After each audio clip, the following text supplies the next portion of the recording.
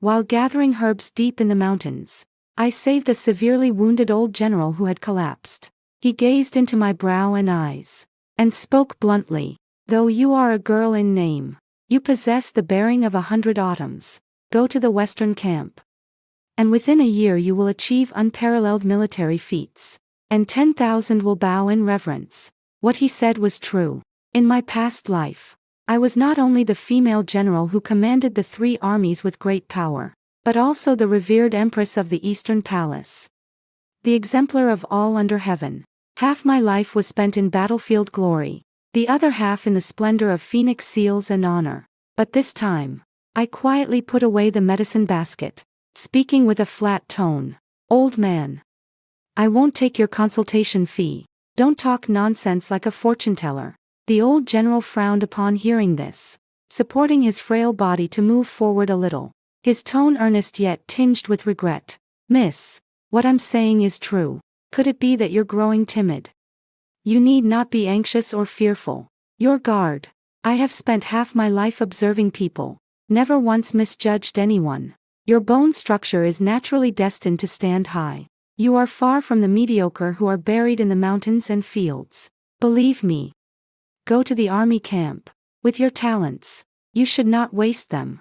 I kept my eyes lowered, my fingertips still slowly picking up the scattered herbs, always silent and unmoving. The world is obsessed with power and fame, everyone rushing toward it, pushing and shoving to reach the top and seize authority. They think that holding power means being able to control everything. But only by walking that path myself did I understand how the wind at the top bites cold. The emperor's heart is most cold and unpredictable, filled with deep jealousy and lacking any true sincerity. From ancient times to the present, those who achieve great merit are bound to alarm their ruler. If one's sharpness is too great, it will become a thorn in the king's eye. Under the sun, there has never been a single emperor who could tolerate a subordinate whose brilliance outshines the imperial power and who could transcend himself. In the past I achieved great military feats and remained utterly loyal. Yet in the end all I received were endless suspicion and relentless pressure. At this thought, I slowly paused my movements, lifting my eyes to the old general before me, with not a trace of wobble. "Old man, I do not believe in destiny's vanity, and I do not covet the raging power. What I seek has never been much, merely to guard a small courtyard, away from strife. To live a quiet day. I saved your life with goodwill, not expecting you to repay the kindness. But I earnestly ask you not to continue your stubborn counseling, disturbing my peace, and never to let attachment cause you to harm and involve me." When the words finished, I slowly stood up. "Your injury will heal and improve after calm rest for a few days. In this deep forest, where beasts prowl, it is not suitable to stay long. You should leave early." The old general looked at my resolute expression, still full of regret. "Miss, every word I say comes from the bottom of my heart. This is a providential opportunity. If you miss it, there will be no second chance. Are you really not going to consider at all?" I did not falter in my steps, my silhouette cool and distant. Without turning around, only slowly raising my hand, the palm over my head, my voice light yet firm as it fell into the mountains. "No, slaughter and war are a man's affair. They have nothing to do with me. Moreover, my wishes have always been modest. I do not seek wealth or fame. Only hoping for 3 meals a day, a long, stable life." Ignoring the sighs behind me, I turn and walk away straight, stepping into the heavy twilight. All the way home, I know he really wants me to join the army. I also know that he is a good man, but I have seen the crimson flames cross the river, and the glow stain the heavens, that scene of blood flowing like rivers. I will never step into again in this life. In the previous life I earned glorious military merits, praised by the people, but I ended up with a fate that shook the throne. That day in the great hall, the emperor looked at me, his voice flat. "Evening Tang. Your meritorious deeds have long surpassed mine. The people of the world know only you, not me, their emperor. I am the supreme emperor, a man. What I have always desired is not a woman who can stand beside me or even surpass me, but one who can be gentle, compliant, and a steadfast companion at my side. There is no charge of treason, no courtly dispute. A decree banished me to the back court, never to see the light of day again. And the legitimate son I personally gave birth to was taken to the empress's palace to be raised, recognizing someone else as his mother, becoming a prince others rely on. I endured my remaining years in the cold palace, boiling away my former glory as a peerless general and empress until I became a withered, downtrodden prisoner, until the end of life. When that cup of poison was laid before me, I finally saw my grown-up child. He stood in front of me, his brows and eyes resembling that emperor, his tone aloof and cold. Mother, the emperor's heart allows no provocation at all. As long as you are here, I, your son, will never be at ease. I died at the hands of my rightful heir, who used up a lifetime. But on the day I was banished to the cold palace, only him, the Duke of Zhenbei, whom everyone respects, ventured to plead my case with me, disregarding the emperor's wrath and the danger to his entire household. For me, he had his arm severed. Even so, I eventually fell into the cold palace. As for this armistice of kindness, the severed arm favor, I have never forgotten. Thinking of this, I sighed and walked straight into the courtyard. The moment I pushed open the courtyard door, the room lit warmly, and my adoptive elder brother heard the noise and immediately stepped forward. His brows and eyes were kind and gentle, filled with concern. Little sister, you've been in the mountains for a long time today. How is it you've returned so late? I lifted my gaze to look at my foster brother's calm and safe appearance, his brows and eyes warm, and my eyes suddenly reddened slightly. My chest churned with both sourness and relief. So good. He is still there. He still stands before my eyes quite properly.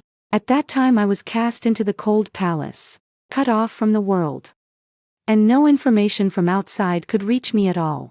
But I later learned that the news of my imprisonment had spread. My frail foster brother, despite his own illness, dragged his weak body to the outside of the great hall and knelt for a long time without rising. He begged His Majesty again and again, asking him to spare my life, to revoke the decree. But after kneeling for a long time, he never saw His Majesty, and his old illness flared up again due to overworry. By the time I learned of the news of his death, it was already months later, and we had not laid eyes on each other again until death. That is a pain I will never be able to let go of in my life. It hurts more than being imprisoned or betrayed by a child you love. My foster brother saw me staring blankly and, quick as a flash, reached out and lightly checked my forehead, full of worry. Why are you not speaking? Are you shivering from the cold in the mountains? Is your body unwell anywhere? After a pause, he continued, or who made you angry? That you're unhappy. My thoughts pulled back. I suppressed the tears about to well up from beneath my eyes, and slowly raised a clean, gentle smile, gently shook head. Big brother, I'm fine. And I'm happy too. So happy. If I could live a second life. If I could see him alive again. If I could stay with him and live a peaceful life. I have no other wishes. Since I am still alive now, all that happened in the past is in the past. This time, I only want to stay with my adoptive brother, to guard this little courtyard, and live out the rest of my days peacefully. In the end, I overestimated things too optimistically. What was meant to come will come. No matter how you try to hide from it, days simply flow quietly in this small mountain courtyard. But this calm was ultimately broken by the sudden knock on the door. That afternoon, the village head led a few stooped servants straight to my doorstep, his face wearing a consciously ingratiating smile. Girl, I've found you a good match. The village head rubbed his hands, his tone warm. Now that you're in the suitable marriage age, living in the same courtyard with your older brother for so long, the gossips from neighbors and villagers aren't pleasant to listen to. I've specially picked someone capable. You choosing a man to live with will still shut the mouths of others. I stood leaning against the doorframe, my brows and eyes cold. Don't rush to refuse him. Although half of his face is burned and he looks scary, he is sturdy and capable. He can farm, chop firewood, everything. He's definitely capable of enduring hardship. The man was shoved and stumbled a step, then slowly looked up. The moment I finally saw his face clearly, my fingertips trembled uncontrollably. One half of the face is hideously scarred by burns, stretching from the forehead to the jaw, covering most of the side of the face. But the exposed eyebrow and eye, that deep, cold gaze, I wouldn't mistake it even if I turned to ashes. It is Murongyu, the current 7th prince, who would ascend to the throne 2 years later upon trampling his brother's corpses and personally cast me into the royal harem's cold confinement. In a past life, he also gave me a moment of warmth, making me mistakenly believe I had met true tenderness. In the end, those fleeting affections are but a mirage in a moonlit lake. After waking from the dream, all that remains is bone-deep cold and betrayal. The hatred and fear churn in my chest. I clench my fists tightly, barely suppressing the surges behind my eyes. With the most disdainful tone, I begin to speak, word by word. I don't want it. In my life I only like men who are handsome with proper features. Someone like him with this appearance is eye-catching to me in a bad way. After speaking, I stopped looking at him, turned around, and headed to close the door. Hey, Wantong, don't rush to close the door. The village chief hurried to stretch out his hand and press against the door panel, dripping with sweat in his anxiety. Everything can be negotiated. This kid is really capable. If we don't look at his face, we can judge by his abilities as well. No negotiation.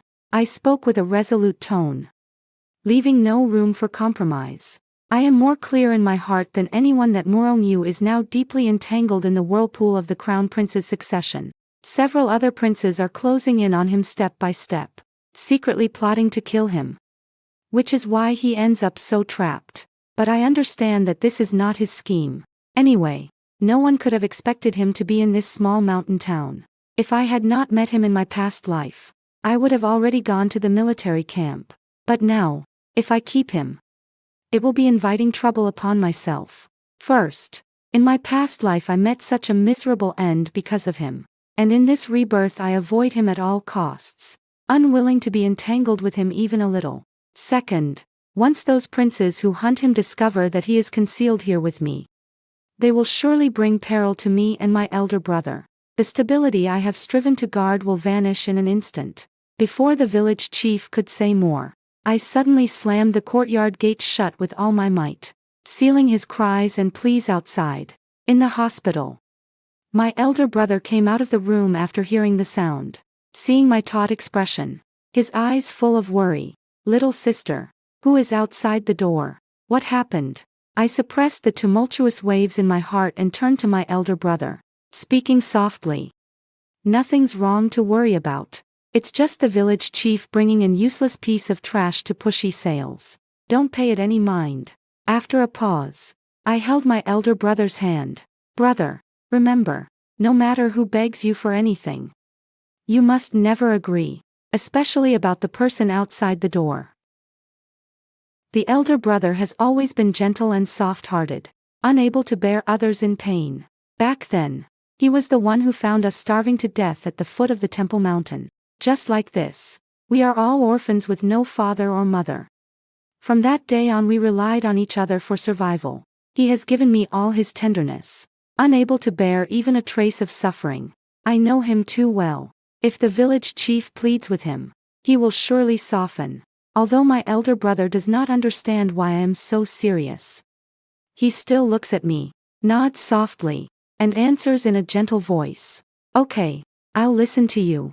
Brother, I thought that closing the courtyard gate would completely cut off this calamity, but I never expected that at midnight the frantic and hurried knocking on the door would sound again through the small courtyard.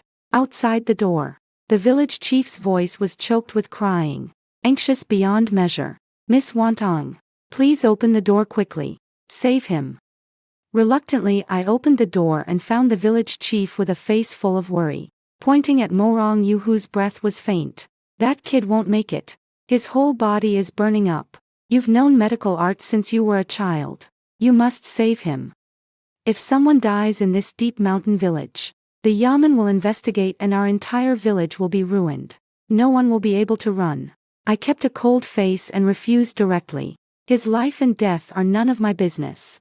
I will not save him. Seeing this, the village chief plopped down and knelt on the ground, tears streaming down his face, kowtowing to me repeatedly.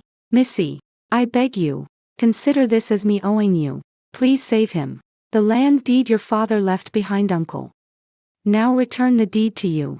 Be kind and save his life. Title deed. That was the elder brother's only obsession. His sole longing for the departed relatives. If it hadn't been for me back then, he wouldn't have handed over the land deed to the village chief. All just to support a life that was almost snuffed out by illness. I stared at the village chief kneeling on the ground, and then glanced at Morongyu beside him, who was still clinging to life but forcing himself to look my way. In that pair of torn, worn-out eyes hid a gloom and stubbornness that I couldn't understand. It unsettled me. Could it be that this gaze means he has also been reborn? Afraid that he still has a backup move, I heaved a heavy sigh in my chest, and finally relaxed. I can save him, but I have conditions. After he recovers from his injuries, he must leave immediately, and may never appear before me and my elder brother again, nor stay in this village. The village chief nodded hurriedly, like mashing garlic. Yes, yes, yes. Uncle agrees with you. I'll definitely let him go. I lowered my gaze and looked at Morongyu, who hung by a thread on the ground. Without the slightest hesitation, I stepped forward, gripping his collar and dragging him into the courtyard. I placed Morongyu in the shed inside the courtyard, and I sat by the table, staring hard at his sleeping face. The ferocious scar lingered on half of his cheek, and even with his eyes closed, his cold and ruthless nature was hard to hide. This face was once the one I lavished my sincere love on, and it was also the face that personally pushed me into the abyss. In the cold night of the former royal prison, the hatred churned in my mind, making my heart ache with pain. I don't know how long had passed. Morongyu slowly opened his eyes, weakly propping himself up to sit. He looked at me intently. Even in such a battered state, his gaze still carried a subtle, hard-to-notice majesty. He looked at me, in a hoarse voice. Thank you, miss, for saving me. I will repay the life-saving grace someday. There's no need. I cut him off, my voice as cold as ice in a deep mountain. You know why I saved you. You understand in your heart, and you saw it with your own eyes.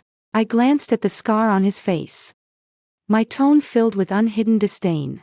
Moreover, you're too ugly. Just looking at you makes me feel disgusted, and I don't want any involvement with you. After saying that, I stood up and left, closing the door without any hesitation, sealing that unfinished sentence of his completely inside the room. In the days that followed, I still delivered his medicine on time every day, saying nothing the entire time, and would turn around and walk away as soon as I set things down. Do not say a single word to him, and certainly won't give him any glance. Beyond the deep mountains, news from the capital trickles into the village, and the power struggle over the crown prince's succession surges like an undercurrent. The third prince and the fifth prince fight hotly over military power, secretly killing one another. In the court, factional strife continues, and among the people it is a river of blood. The second prince, scheming to collude with the imperial relatives to seize control of the government in advance, was outmaneuvered by the other princes who joined forces, and his power collapsed overnight. Even the usually low-profile sixth prince began to consolidate his strength in secret, watching the princes butcher each other, draining their military forces. All the princes fought and competed for the sole supreme throne, willing to maim and even kill each other, completely disregarding familial bonds and blood ties. I sat on the stone steps in the small courtyard, listening to these reports, and only a chilling, mocking coldness remained in my heart. Isn't all of this precisely Morongyu's scheme? He deliberately fell into danger, ruined his face and hid in this remote deep mountains, appearing to be in a sorry state, but in fact avoiding attention. Watch the tiger fight from the hillside. Wait for the princes to fight to the point of both sides suffering, then make a move to tidy up the mess. Easily and effortlessly, one can secure the ultimate victory and ascend the throne. Indeed, those of the royalty are the most ruthless and heartless. For power, one can discard family bonds and make use of anything, In my past life, I was blind to trust a little of his false warmth. In the span of 10 days, under the regulation of the medicine, Murongyu's body had long since healed. Except for the scar on his face that could not fade, the whole person had recovered his strength. His eyes became deeper and sharper. And there was no trace of the initial weakness. But I know that once his scar returns, it will heal completely. Early that morning, I walked straight into the side room and said coldly, "Your wound has healed now. Get out of this yard at once." Without waiting for his reply, I turned and shouldered the medicine basket, heading straight into the deep mountains to pick herbs, just to keep my eyes away from him and completely get rid of his entanglement. I understood in my heart that as long as he stayed for a day, trouble would follow for a day. When he leaves, I can truly be at ease. When I returned to the small yard with a full basket of herbs, the side room was already empty of people. Murongyu had really left, leaving no trace, as if he had never appeared. I stood in the center of the yard, but I did not relax in the slightest. Instead, a strong sense of unease surged up. Murongyu is so meticulous in his thoughts. He would never simply stop and let things go. He has now returned to the capital to seize power, and this secluded mountain courtyard will sooner or later become a source of disaster. I can no longer stay here. This place has long been unsafe. I immediately dropped the medicinal basket, went inside to find my elder brother, forcibly suppressing the panic in my heart, and found an excuse that would make a living difficult in the mountains. Although the elder brother did not understand the cause, he still obeyed my words and silently began packing a simple set of belongings. Just as she had just stepped out of the hospital doors, a sudden, orderly, solemn march rang out. The dense black-clothed guards instantly surrounded the entire courtyard, a formidable aura enveloping it. A figure both familiar and strange stood in the center of the crowd. Murongyu shed the tattered slave garments and, wearing a dark dragon-patterned brocade robe, strode slowly toward me, his gaze locked onto me, his voice deep and magnetic, carrying an unyielding imperial decree, word by word, clearly entering my ears. "Yunqi, return to the palace with me. He has indeed been reborn." I still followed him back to the palace. On the first day I entered the palace, Murongyu gave me no status. Yet he directly placed me in the Weiyang Palace next to his sleeping palace. That was the place in the entire harem second only to the empress's residence. Extravagantly luxurious. There were countless eunuchs and palace attendants serving me, all of them bowing in reverent deference. He shed the imperial air of the day, removed the cold hardness from his face's deliberate disguise, and was very gentle with me. Every morning after dawn, she comes to the Weiyang Palace at once, personally laying out the dishes for me and shaping my brows. The tone is languid, completely lacking the awkwardness of the deep mountains, and also lacking the decisiveness of killing and ruling at court. "Yunqi, try this. It's the crystal pork knuckles you used to love the most. It's getting cold. I have the palace servants prepare a fox fur for you. Don't catch a chill." His gentleness and meticulousness precisely hit upon all my tastes from my past life. As if he wanted to use this warmth to reclaim a heart that had long since died. Yet I remain utterly indifferent to him, not replying to him, not meeting his eyes. I casually set aside the food he offers, and I glance at the treasures he presents but do not bother to look at them even once. What I gained from my past life heartfelt exposure and betrayal was endless, and a brutal death. In this life I am already dead inside, with no lingering attachment to him. Only bone-deep hatred and wariness. My indifference finally angered him. A gentleness in his eyes had faded a bit, but he did not get angry. He just looked at me, his tone more serious. "I know you resent me, hate me, but don't forget that your elder brother is still under my control." My whole body stiffened. My fingertips suddenly clenched tightly. Yes, I was forced to return to the palace with him. He extorted me with my elder brother's life. I know better than anyone else that he sits firmly on the throne now, with deeper thoughts and harsher means. He is afraid of me, afraid that I know all his schemes, afraid that my current awake and resolute life will become his enemy, and even more afraid that I will completely break free from his control. So he uses the people I care about most to trap me firmly inside this deep palace. Seeing my expression soften, Murongyu slowed his tone, lifting his hand to signal the palace maids to lay out the dishes. First eat. Be obedient. Stay close beside me. I promise I won't touch your brother in the slightest. And I will grant him wealth and honor. But if you insist on defying me. Before he finished speaking, the threat already showed clearly. I look at the feast on the table, and a cold laugh rises in my heart. If I cannot escape and cannot hide, then I will face it head-on. In my past life I was defeated completely. In this life, I will never again be controlled by others. I pick up the chopsticks and eat quietly, not looking at him, but I answer this forced compromise with my actions. After that day, the entire harem exploded with chatter. No one knows where I came from. With no familial background and no any official title, yet I was placed by His Majesty in the Western Yang Palace closest to the Qingling Hall. Enjoying the daily companionship of the Emperor's favor alone. The palace attendants' gazes toward me range from curiosity and flattery to undeniable confusion and envy. They talk privately, but no one dares to speak more in front of Murongyu. After a few days, the spearhead of the harem turned toward me. The current favored consort, Consort Zheng, comes from a prestigious family, is immensely favored, and has always been the one to command in the harem. Seeing Murongyu treating me with such special attention, she could no longer contain her anger, and led a group of palace attendants to surge into the Weiyang Palace. From a superior position, she scanned me with a look full of contempt and disdain, her shrill voice taunting. Where do these rustic village women come from? With coarse airs, no manners, and even when they see this palace, they don't bow or pay respects. Truly they have not a bit of education. I sat on the soft couch inside the hall, with no intention of getting up, and when I raised my eyes to meet her gaze, my tone was calm yet edged with sharpness. So what? Consort Zheng Guifei paused, evidently not expecting me to dare contradict her like this, her face turning pale with anger. You are being presumptuous. I've been reckless.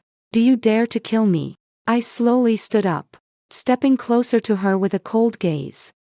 Try moving against me a little and see if His Majesty will spare you. She frowned under my pressure, momentarily at a loss for words, her face alternating between pallor and redness. I didn't give her another chance to resist. I raised my hand and gave her a loud slap, smacking it hard across her cheek. The force was so great that she stumbled back a few steps, the left side of her face instantly swelling red. You! How dare you hit this Majesty? Concubine Zheng Guifei was once again shocked and furious. Screaming hysterically, she turned around and led people to the Hall of Nourishing the Heart, determined to find Murongyu to decide. The palace maids inside the hall huddled and knelt to beg for mercy, while I remained calm, as if I had only done a trivial little thing. Not long after, Murongyu brought Zheng Guifei along. Concubine Zheng Guifei cried and wailed, kneeling on the ground to narrate my unreasonable behavior and tyranny, begging Murongyu to mete out severe punishment to me. Murongyu looked at Consort Zheng crying on the ground, then at me standing aside with a blank expression. He had no anger at all, only spoke calmly. I understand. You go back first. She has always a bad temper, and you should not provoke her in the future. That one sentence settled the matter completely. There is no punishment at all. Not a hint of fairness. Completely biased. Consort Zhenggui could not believe it and cried as she retreated. But the look in her eyes as she glanced at me was even more filled with bitter hatred. From then on, everyone in the harem knew that I, a woman without a title, was the emperor's beloved, and no one could touch me. A few days later, Imperial Consort Zheng met me in the Imperial Garden, her eyes filled with venom. Shen Yunqi, I feel disgust whenever I see your face, and I wish I could remove it and be done with you. I looked at her, a sardonic smile tugging at the corners of my mouth. Hatred. Do you hate this face of mine? Or do you hate that you yourself do not have a face capable of winning the emperor's heart? Her face suddenly changed color, and she trembled with anger. I admit, I did speak a bit harshly. I stepped forward, pausing for a moment. But I did it on purpose. If you dislike me, go ahead and kill me. If you don't have the ability, then don't stand in front of me and be a nuisance. After finishing speaking, I turned and walked away, leaving her standing there, trembling with anger. As for Murongyu, he never mentions the past events, as if he had forgotten the treachery and pain of the former life, and simply spoils me. Give me the best of the world. Give me unmatched favoritism. But I never cared. After he left, he spent the night in the palaces of other concubines in the harem. And I ignored it. He brought precious treasures, and I discarded them casually. He was gentle and affectionate with me, while I stayed cold and distant. My coldness was like a block of freezing ice that couldn't be warmed, extinguishing all his passion. That night, Murongyu, drunk, burst into the Weiyang Palace. His eyes full of crimson anger, he stepped forward, gripping my neck tightly and pulling me forward. His voice was hoarse and paranoid. Shen Yunqi, I go to favor other women, and you aren't angry at all. I looked up at him and calmly asked, why should I be angry? You weren't like this before. The grip in his hands slackened a bit, and his tone carried reluctance and pain. Back then, when you saw me getting close to other women, you would become jealous, be sad, and throw a tantrum, insisting that I only look at you. Your Majesty also said that is in the past. But the Shen Yunqi from the past is already dead. I, now, do not like you, and I love you even less. He looked at me for a long time, then suddenly let out a low laugh. A laugh full of bitterness and paranoia. He bowed his head and kissed me without a word, with an overbearing possessiveness, wanting to take over everything about me. I suddenly tilted my head to dodge, and with a backhand swipe I pulled out a silver needle from my sleeve, pressing it straight against his throat. My eyes cold. Do not touch me. His Majesty has just ascended the throne, and his dragon body is precious beyond measure. This needle bears poison or medicines to regulate the body, and it all depends on my say-so. Murongyu looked at the resolve in my eyes and his face sank completely, the aura around him dropping to the extreme. He stared at the silver needle in my hand, then glanced again at my resolutely unloving gaze, and finally he turned and left the Weiyang Palace with a hard flick of his sleeve.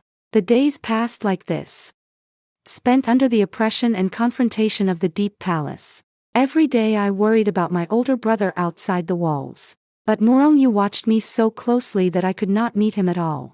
At last, I found an opportunity to win over a palace servant, secretly changed into the clothes of an inner attendant, and slipped out of the palace to see my brother. Seeing my elder brother for the first time, my eyes welled with tears. He remained gentle, looking at me with worry, yet not daring to say much. I held his hand and whispered softly to comfort him. Brother, I will definitely find a way to get out and take you away from here.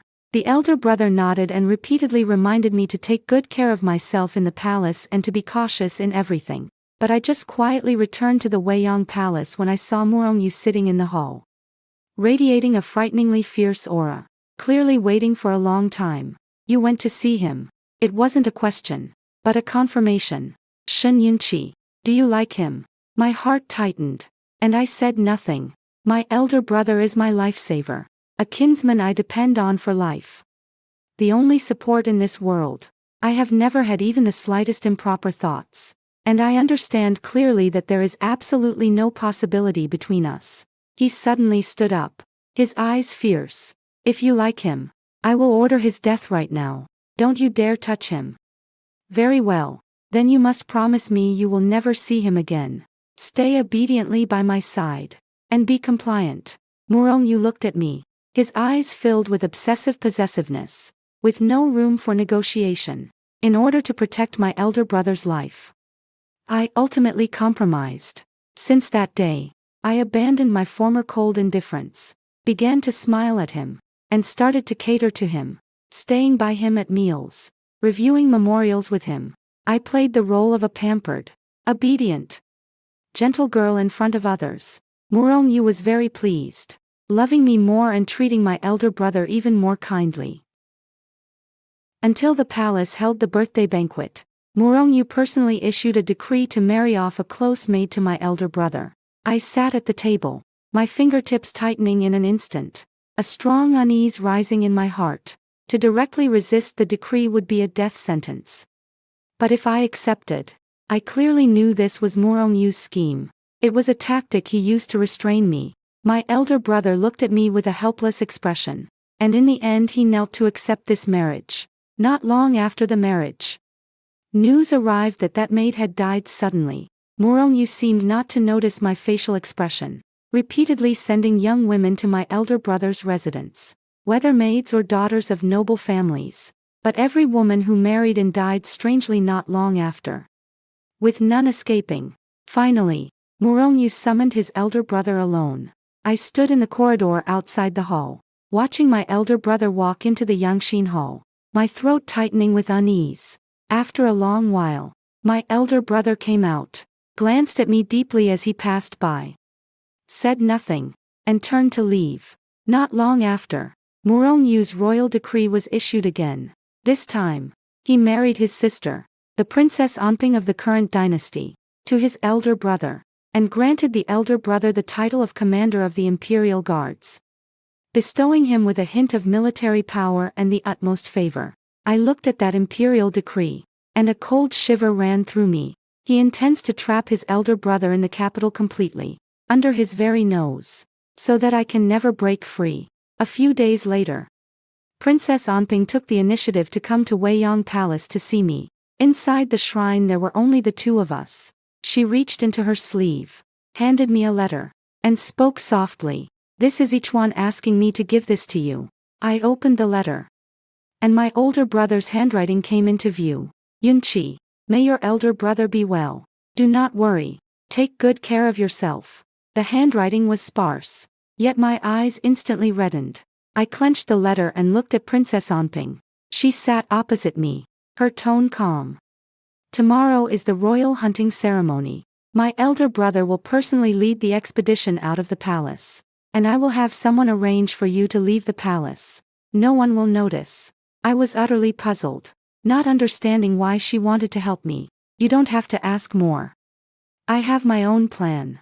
Princess Onping smiled, her eyes clear. "Don't worry, he won't find out." The next day, the royal hunting ceremony was held as scheduled, and the palace was bustling. The guards were also much more lax. Following Princess Onping's arrangement, I changed into the civilian clothes I had long prepared, and, taking advantage of the crowds and confusion, I successfully escaped from the deep palace prison that had imprisoned me. But as soon as I ran beyond the capital's jurisdiction, I saw thick smoke billowing from the direction of the palace, and flames shooting into the sky. Weiyang Palace. It was on fire. I had no hesitation at all and hurried immediately to the place my senior brother had arranged. The moment I saw my senior brother, I could no longer hold back, and my eyes swollen with tears. He looked at me, his tone low, with a hint of guilt. "Yunqi, do you think I am ruthless, killing so many women?" I shook my head and held his hand tightly. "Those people were sent by Murongyu to watch us. They slander you before me every day, say bad things about you. If I keep them, your life will be in danger." My elder brother looked at me, his eyes gentle yet firm. "I won't kill them, or they will harm you. I cannot allow you to be harmed in the slightest. Everything he does is to protect me." How could I blame him? I lean on my elder brother's shoulder, and my tears finally fall. In this second life, fortunately, I still have him.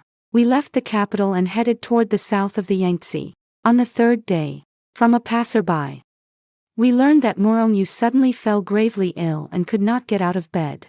The imperial physicians were at a loss. People say that he thinks I was buried in a fire and, heartbroken and overexcited, died of illness suddenly. When I heard the news, I laughed, a look of cold hatred filling my eyes.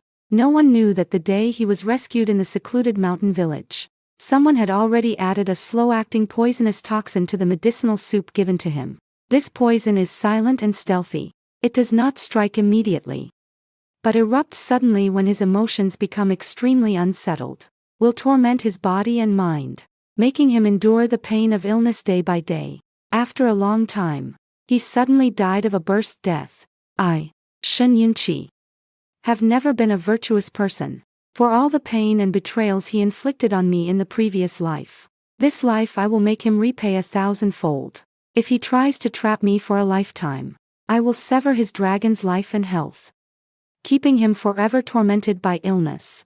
Let him watch as his land is taken away by others. After that day, I settled in the water town of Jiangnan with my elder brother, and life was steady and calm. Not long after, Princess Anping also came to Jiangnan and found us. I thought she had come to seek my elder brother to return. After all, they had even been betrothed before. I did not expect her to smile and shake her head, and begin to tell her own thoughts. I didn't come to look for him. I came to find my beloved. Originally, Princess Anping had secretly traveled to the Jiangnan region for a vacation and happened to meet a gentle and refined young physician. The two fell in love at first sight. The princess had told the physician to wait for her return, and then she would marry him. But how could a princess of the royal family marry a commoner physician so casually? She refused to accept the royal arranged marriage. So she seized this opportunity to completely escape the palace and come to this appointment. I pursed my lips. What if he is already married? Princess Anping smiled lightly and waved her hand with indifference. If he is not yet married, I will marry him. If he has already started a family, I will live carefree, traveling and exploring, and will not cling. A few days later, the princess found that young doctor. Indeed, he had never married and had stayed in the medical clinic, waiting for her return. Watching them, lovers finally become a couple. I genuinely am happy for them. In this world, there will ultimately be consummate affection. Unlike me, having endured betrayals and pain, I only want to guard my own peace in the end. Days pass day by day. The breeze in the Jiangnan region is gentle and pleasant. I gradually let go of all hatred and vigilance, only thinking of living calmly with my elder brother. One evening, my elder brother walked in from outside and sat beside me. His expression was a bit uneasy, yet earnest in parts. I looked up at him and replied softly, "What's wrong, brother?" He looked at me with eyes so gentle they seemed to glisten with warmth. After a long silence, he spoke slowly, his voice trembling slightly. "Yunqi, I no longer wish to be your elder brother. For the rest of my life, I will only protect you." I quietly wonder if perhaps recently he has met the person he fancies. No doubt, my elder brother's features are clear and gentle.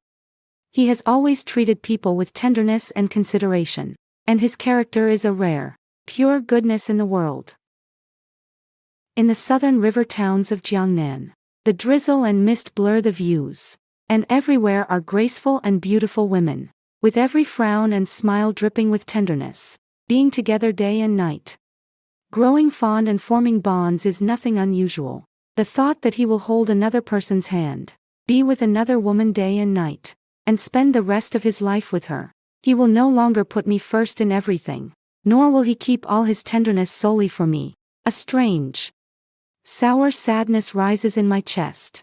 Even though this is surely a joyous thing, my heart feels hollow, and even my breathing seems restrained, with inexplicable grievance and longing swirling around my heart for a long time.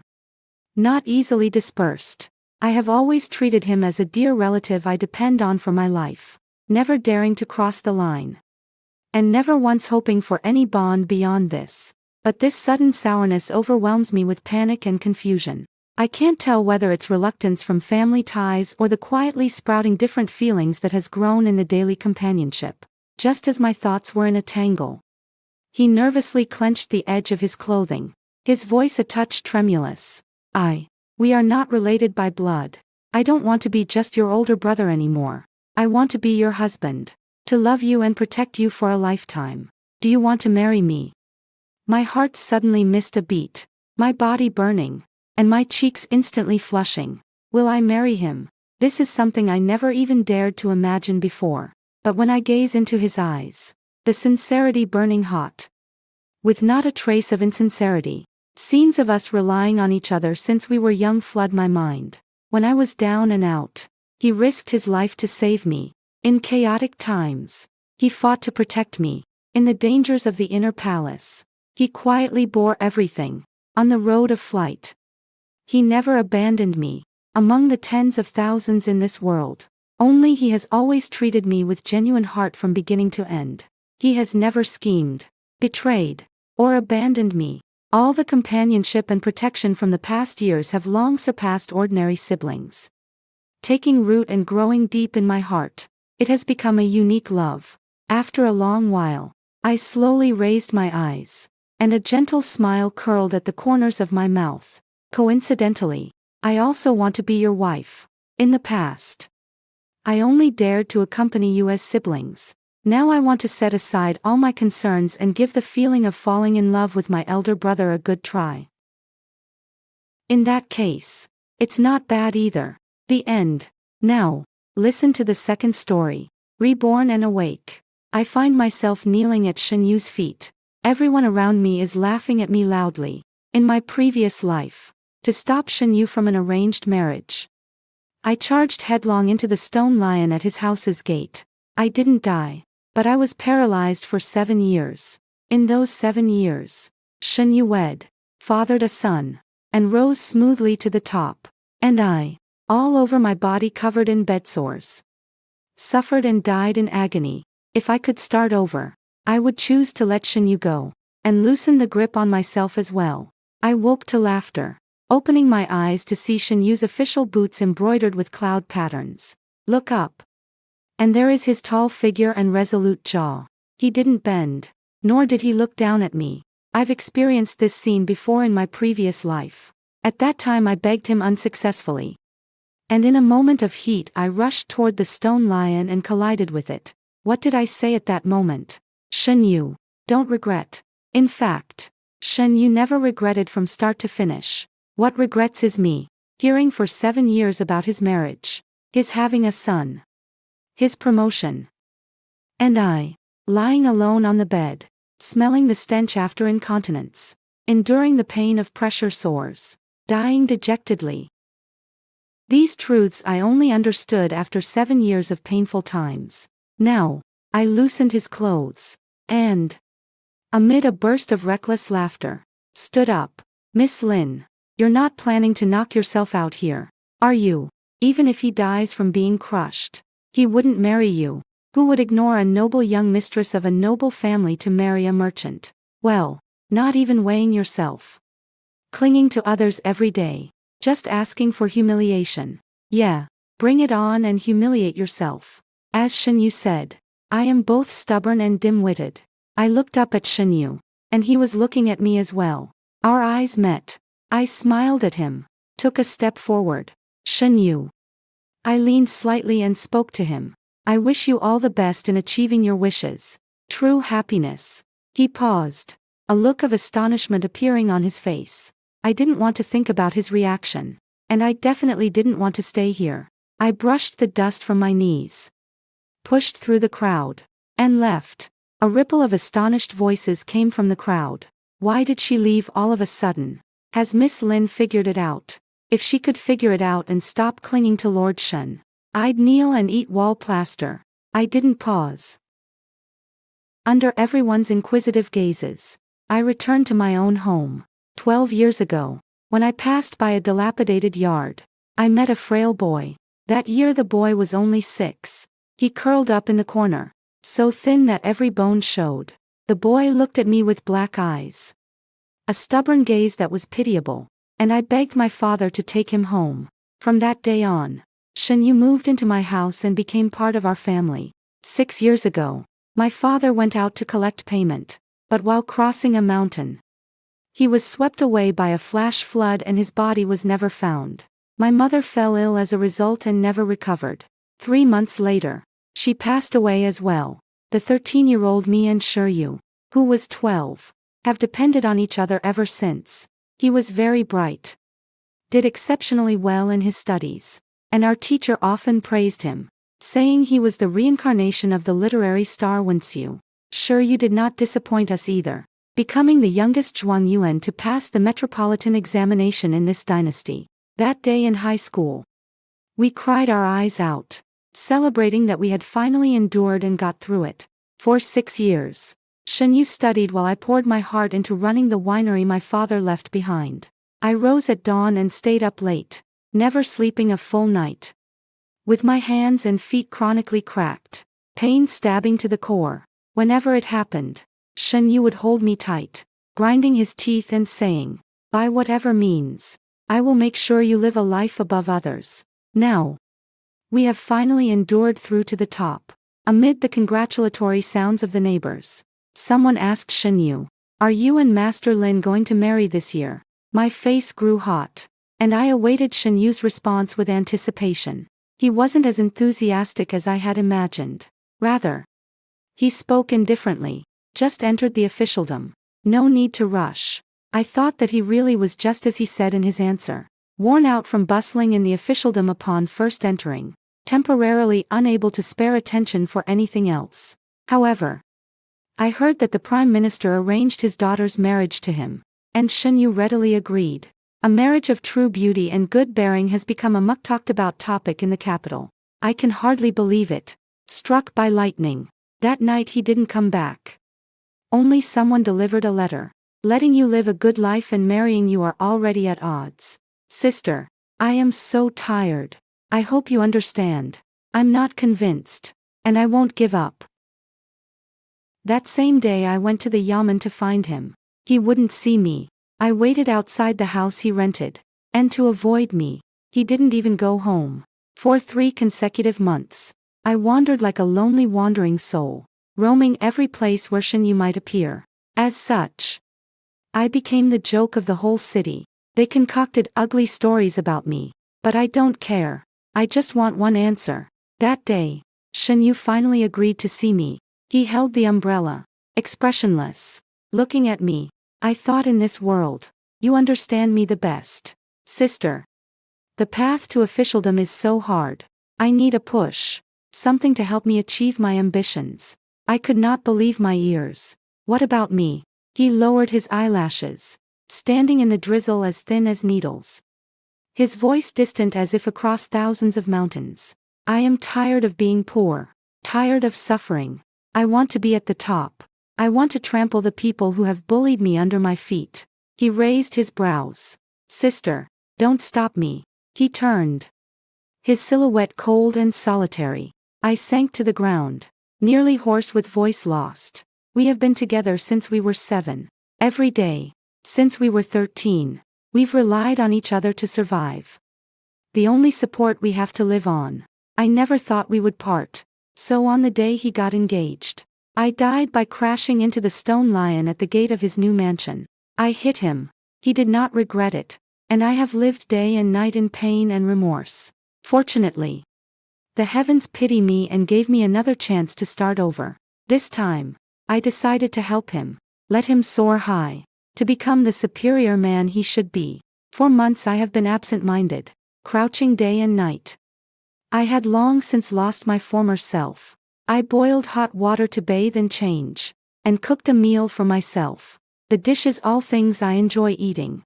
Just as I was enjoying my meal, footsteps sounded in the courtyard, and Shen Yu appeared at the door. We looked at each other, both surprised. Back with something? I asked him. Nothing.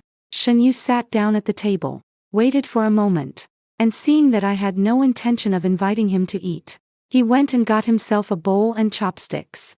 I eat my meal by myself. Cough. Cough. Shen Yu coughed, rushing to pour tea and rinse his mouth. Why is it so spicy?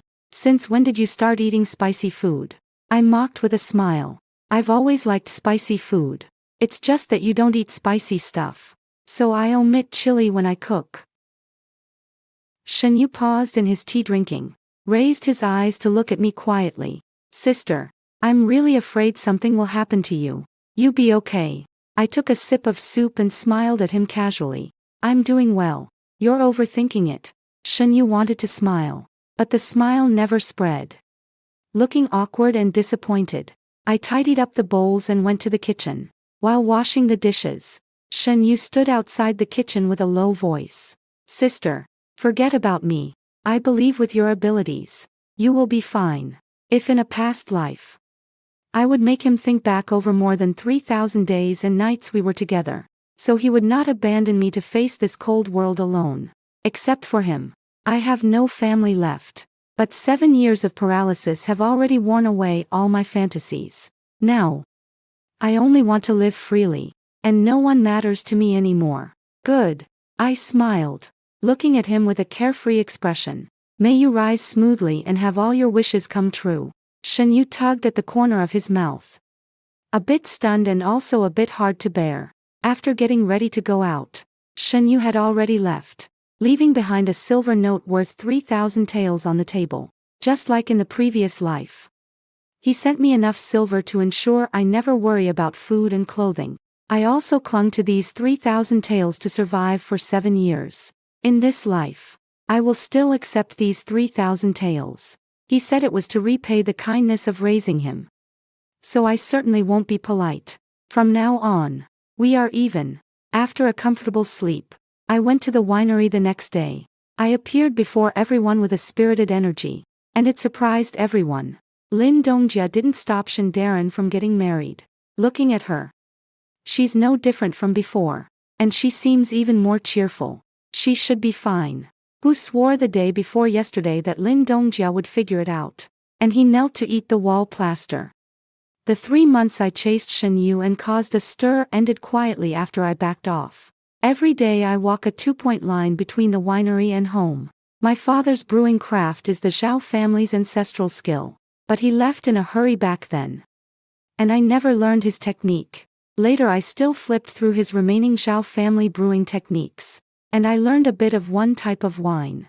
Over the years, I have had no mind to dive into studies. I have focused on taking care of Shen Yu and helping him achieve his long-cherished wish to get into the top of the high school list. Now I no longer care about him. I take out the Zhao family brewing method again. Study it carefully. I hope that in my lifetime, I can carry forward the Zhao family wine of Luo water that once enjoyed worldwide fame. Busy and bustling, time passes quickly, in the blink of an eye. Spring leaves and autumn comes. Zhao family winery has new listing, bamboo leaf green.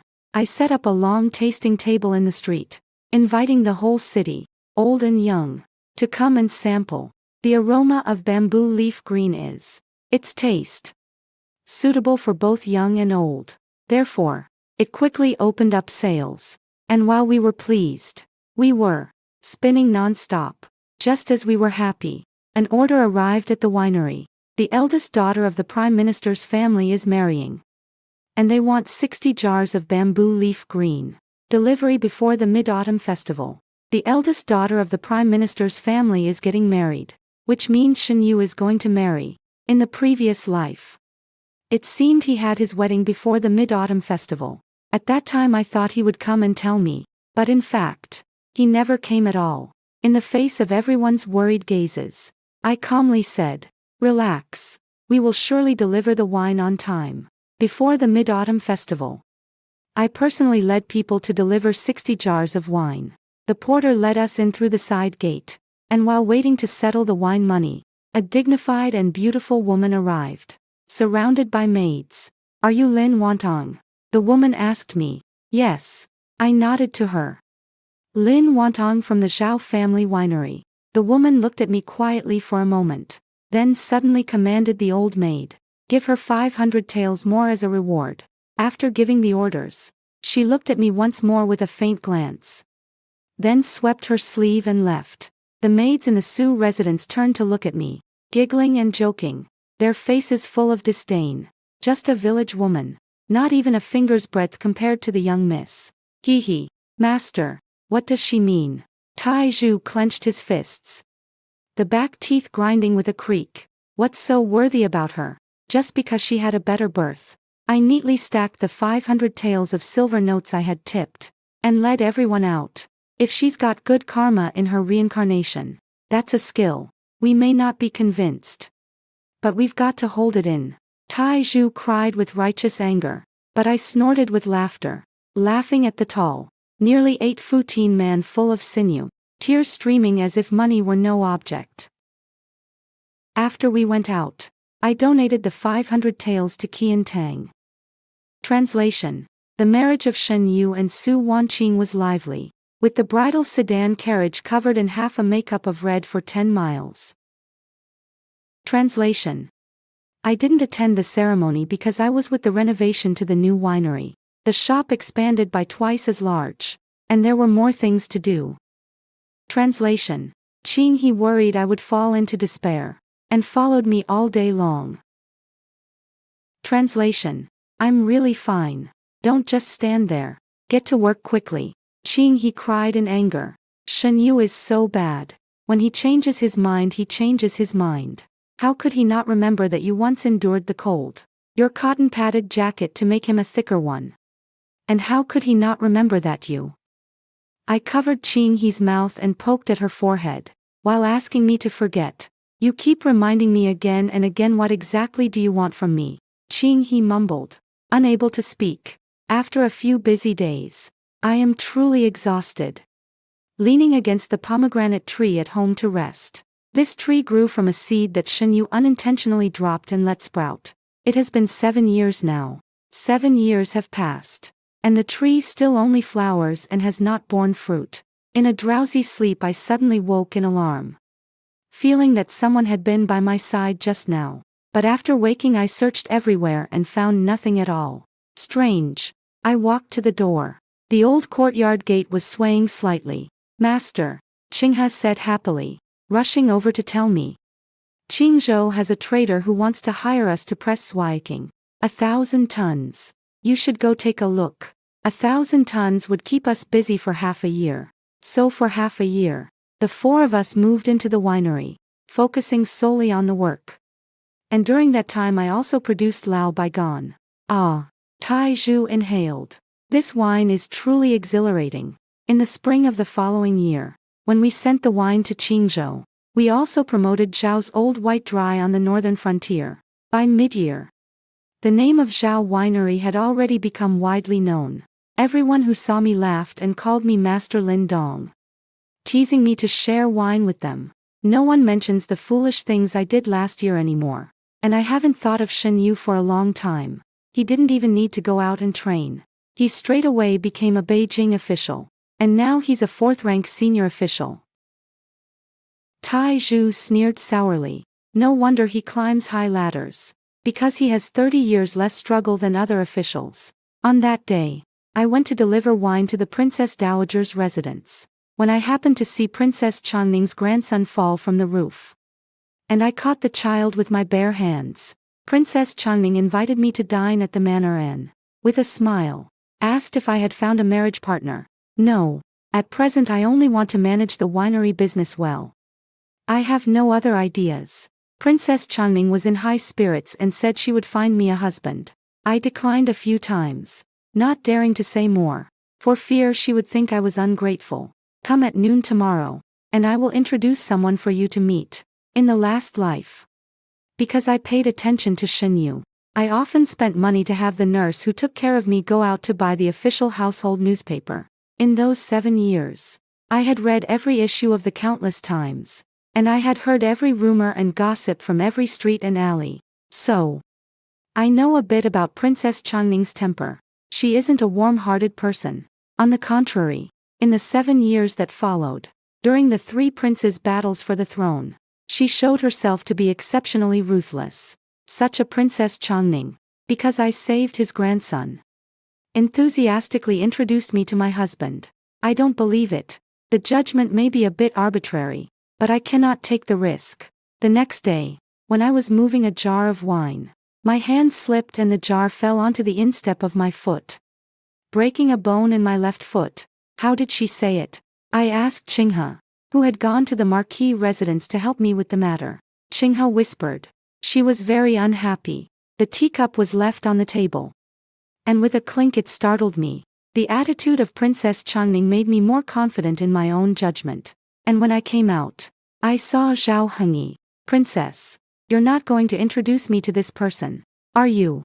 I frowned, thinking Qinghe's words were very likely true.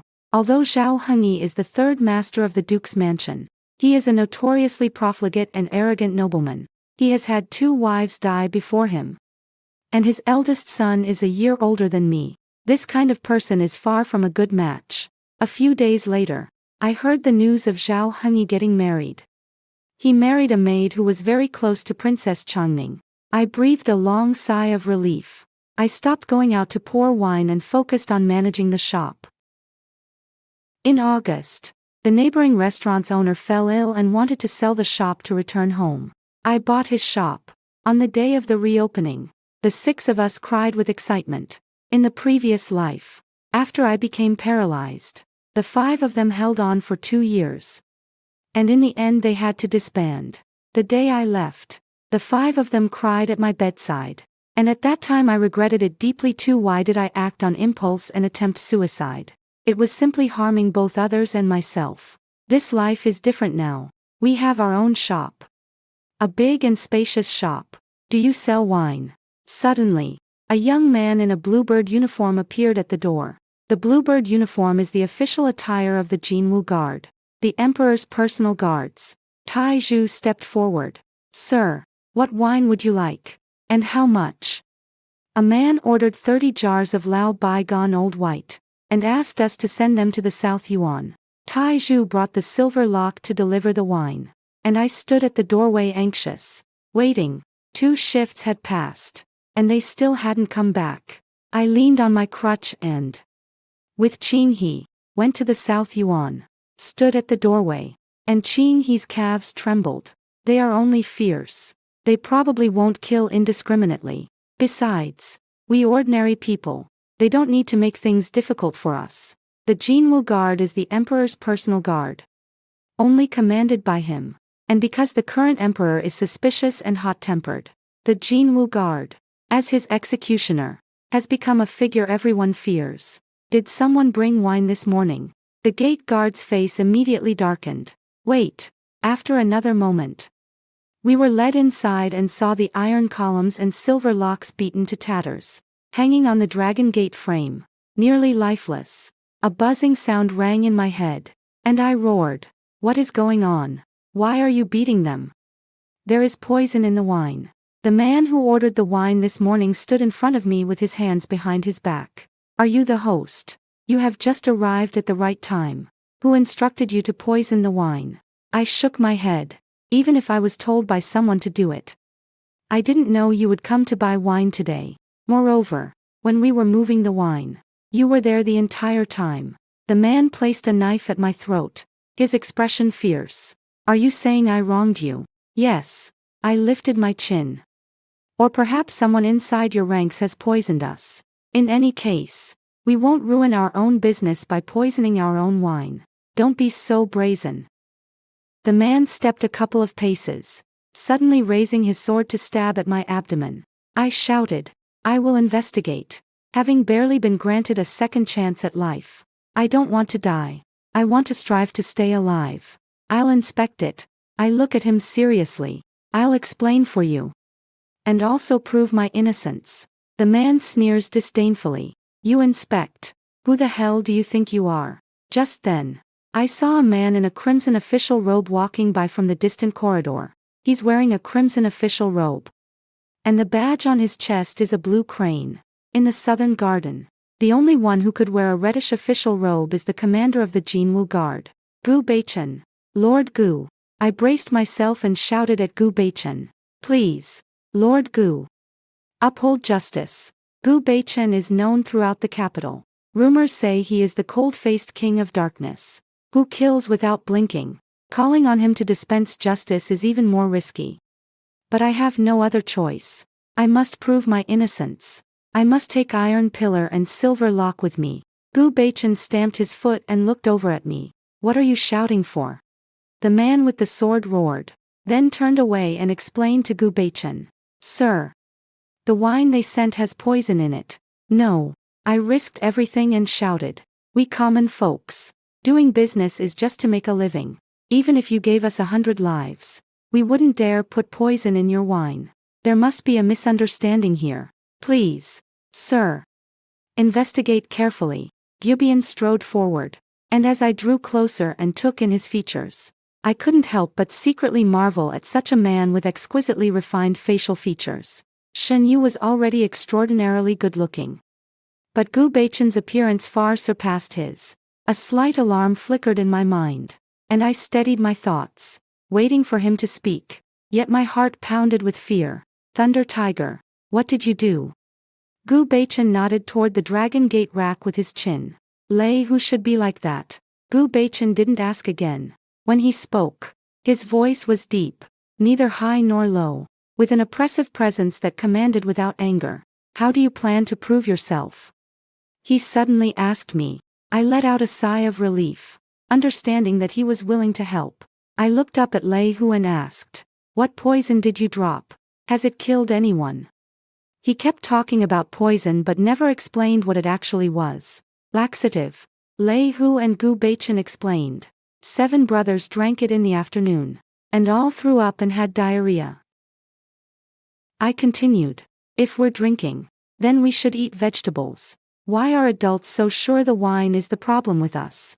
Lei Hu curtly said there was no problem with the dishes. In the end, Gu Beichen made the decision. He checked 7 dishes.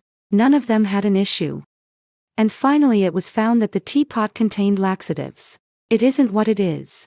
So get out quickly. Lei Hu chased us away. I stood at the door, staring at Gu Beichen. I've heard for a long time that Nantiyuan fair justice never kills innocents. So, sir, please grant my 2 comrades some justice. Gu Beichen looked at me, raised an eyebrow, and just as I prepared to leave as he told me to, he ordered Lu Hu, those who hit someone, take 30 lashes. Gu Beichen's expression remained impassive. Send the person to the clinic. And the medical expenses afterward. Count them on our account. After speaking, Gu Beichen suddenly asked me, are you satisfied? I nodded. Satisfied. It is already just and fair for him to dispose of it this way. I dare say I cannot and should not demand more. Go ahead then.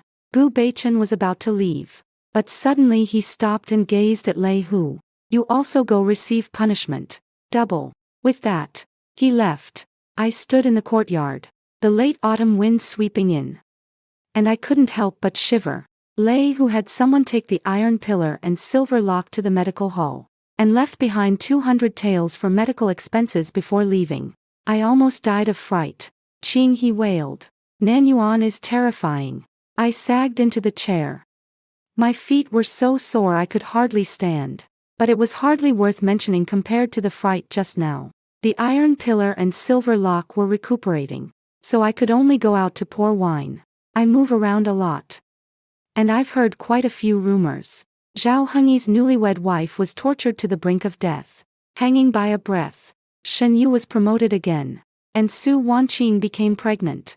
Qing, he feels lingering fear, saying that luckily I smashed my own foot that day, avoided Zhao Hengyi. And if I had truly obeyed Princess Changning, I would have fallen into the fire pit.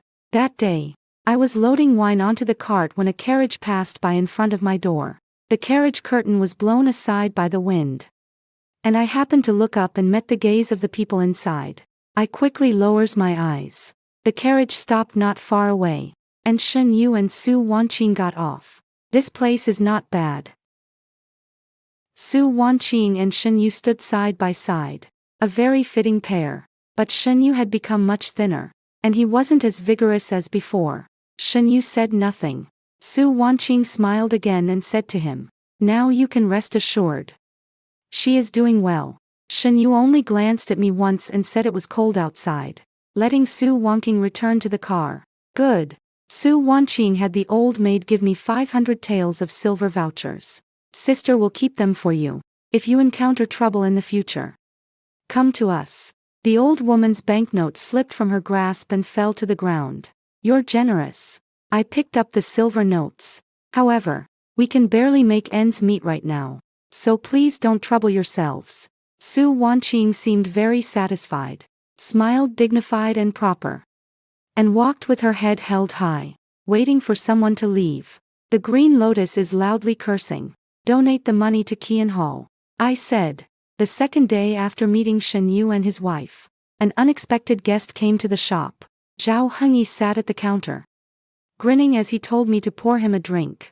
If your foot hadn't been injured that day, we'd be a couple already. I despised him deeply, but I had to endure it. After all, when you run a business, People like him who have power and influence can easily use a few tricks to make things difficult for you.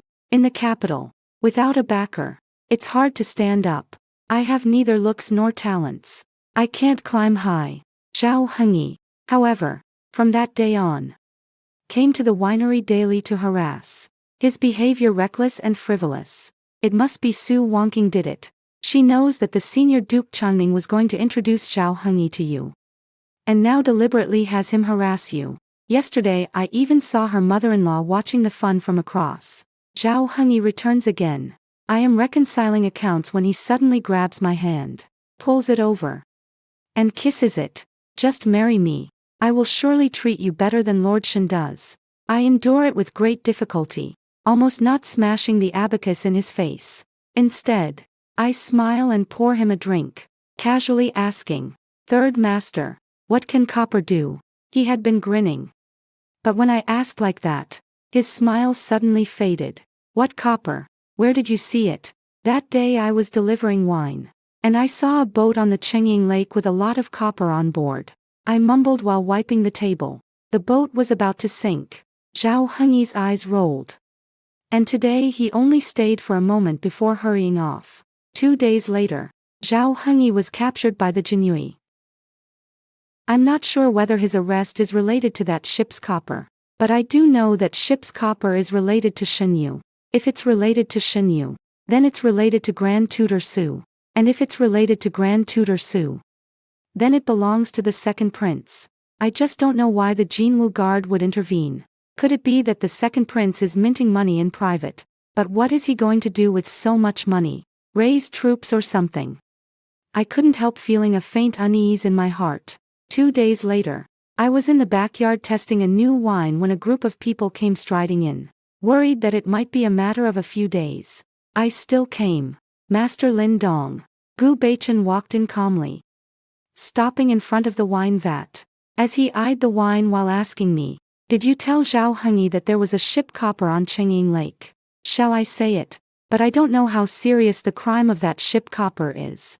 Whether I'll be implicated along with it. But after a brief pause, I whispered, "To your excellency." It was I who told him. He is the commander of the Jinwu Guard. Nothing can escape his eyes. If I lie and get exposed by him, I'd rather just own up. Perhaps I can leave a good impression of honesty. Gu Beichen had been casually sniffing the wine. And at this moment he paused to look at me. His phoenix-like eyes held a touch of surprise. Perhaps not expecting that I would admit it so readily. "Have you heard, sir, about my entangling with Lord Shen and blocking him for 3 months?" Gu Beichen didn't respond. He presumably had heard about it. A few days ago I met Lord Shen and his wife. And the next day Zhao Hengyi suddenly came to harass me. I told him everything from the start with Princess Changning. I may be a commoner, but I still want to live and protect myself. Telling him that the ship's copper was actually to give him something to do, so he wouldn't come and bother me. I didn't dare say it. I hoped Zhao Hengyi would be suppressed by the second prince, so he had no time to come out and cause trouble. Or perhaps, I also hope the couple Shen Yu and his wife can learn something from it. As for the rest, I know nothing at all. Gu Beichen didn't know what he was thinking, and he hadn't spoken all this time. I also didn't dare look at him, keeping my head honestly and obediently lowered, waiting for him to give me a judgment. Gu Beichen believed my words and asked me to follow him to the south courtyard to sign and seal my own testimony. "You're safe now. Go back," he said, not looking up. Lord Gu," I asked cautiously, "when will Zhao Hengyi be released?" Gu Beichen looked at me with a hint of surprise. "Do you worry about him?" I wave my hand. "I'm afraid he will retaliate, so I'm making precautions in advance."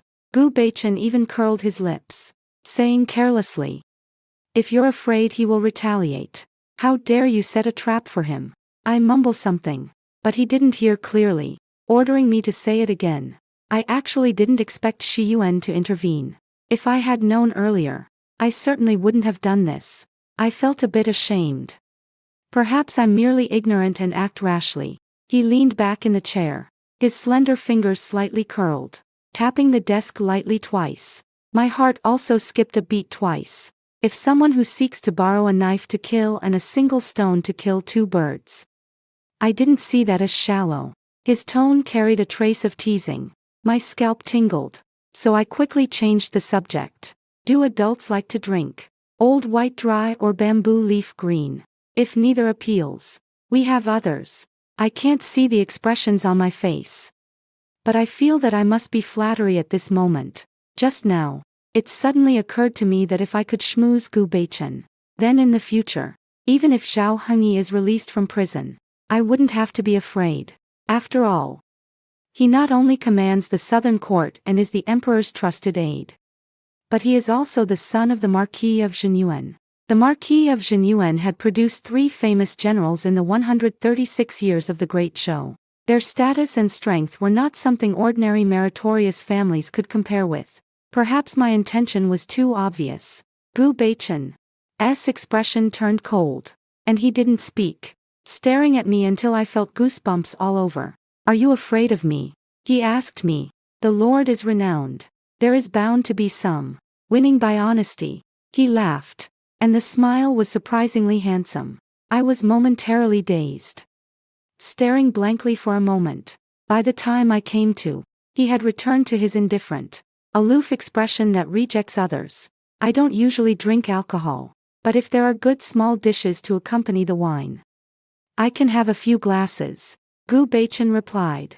Is this him willing to flatter me? I cook very well. Then, should I bring some for the adults tonight? I couldn't help rejoicing. And I didn't hide my happiness. So urgent. Gu Beichen suddenly stood up and walked outside. I'm busy tonight. Next night then. He stepped 7 or 8 paces and reminded me. I don't have any taboos. I like spicy foods. Yes, yes, yes. I followed him. Gu Beichen walking in front with his hands behind his back. For some reason, I felt his mood should be quite good at this moment. The next morning, I began to prepare the accompanying dishes. They say they are side dishes, but in fact they are quite particular, especially a young master like him, raised in wealth and luxury, could tell good from bad with just a single taste. So the side dishes must not be too meat-heavy nor too light, and not too grand either. On the surface, they look simple, but in reality the preparation is time-consuming and resource-intensive. Low-key yet luxurious. That is the way to show my sincerity. So I made Yunying noodles steamed with 16 ingredients, pastry made from a mix of several meats, and chestnuts roasted to perfection. Then simmered in broth and roasted again. 5 dishes, taking a full day to prepare.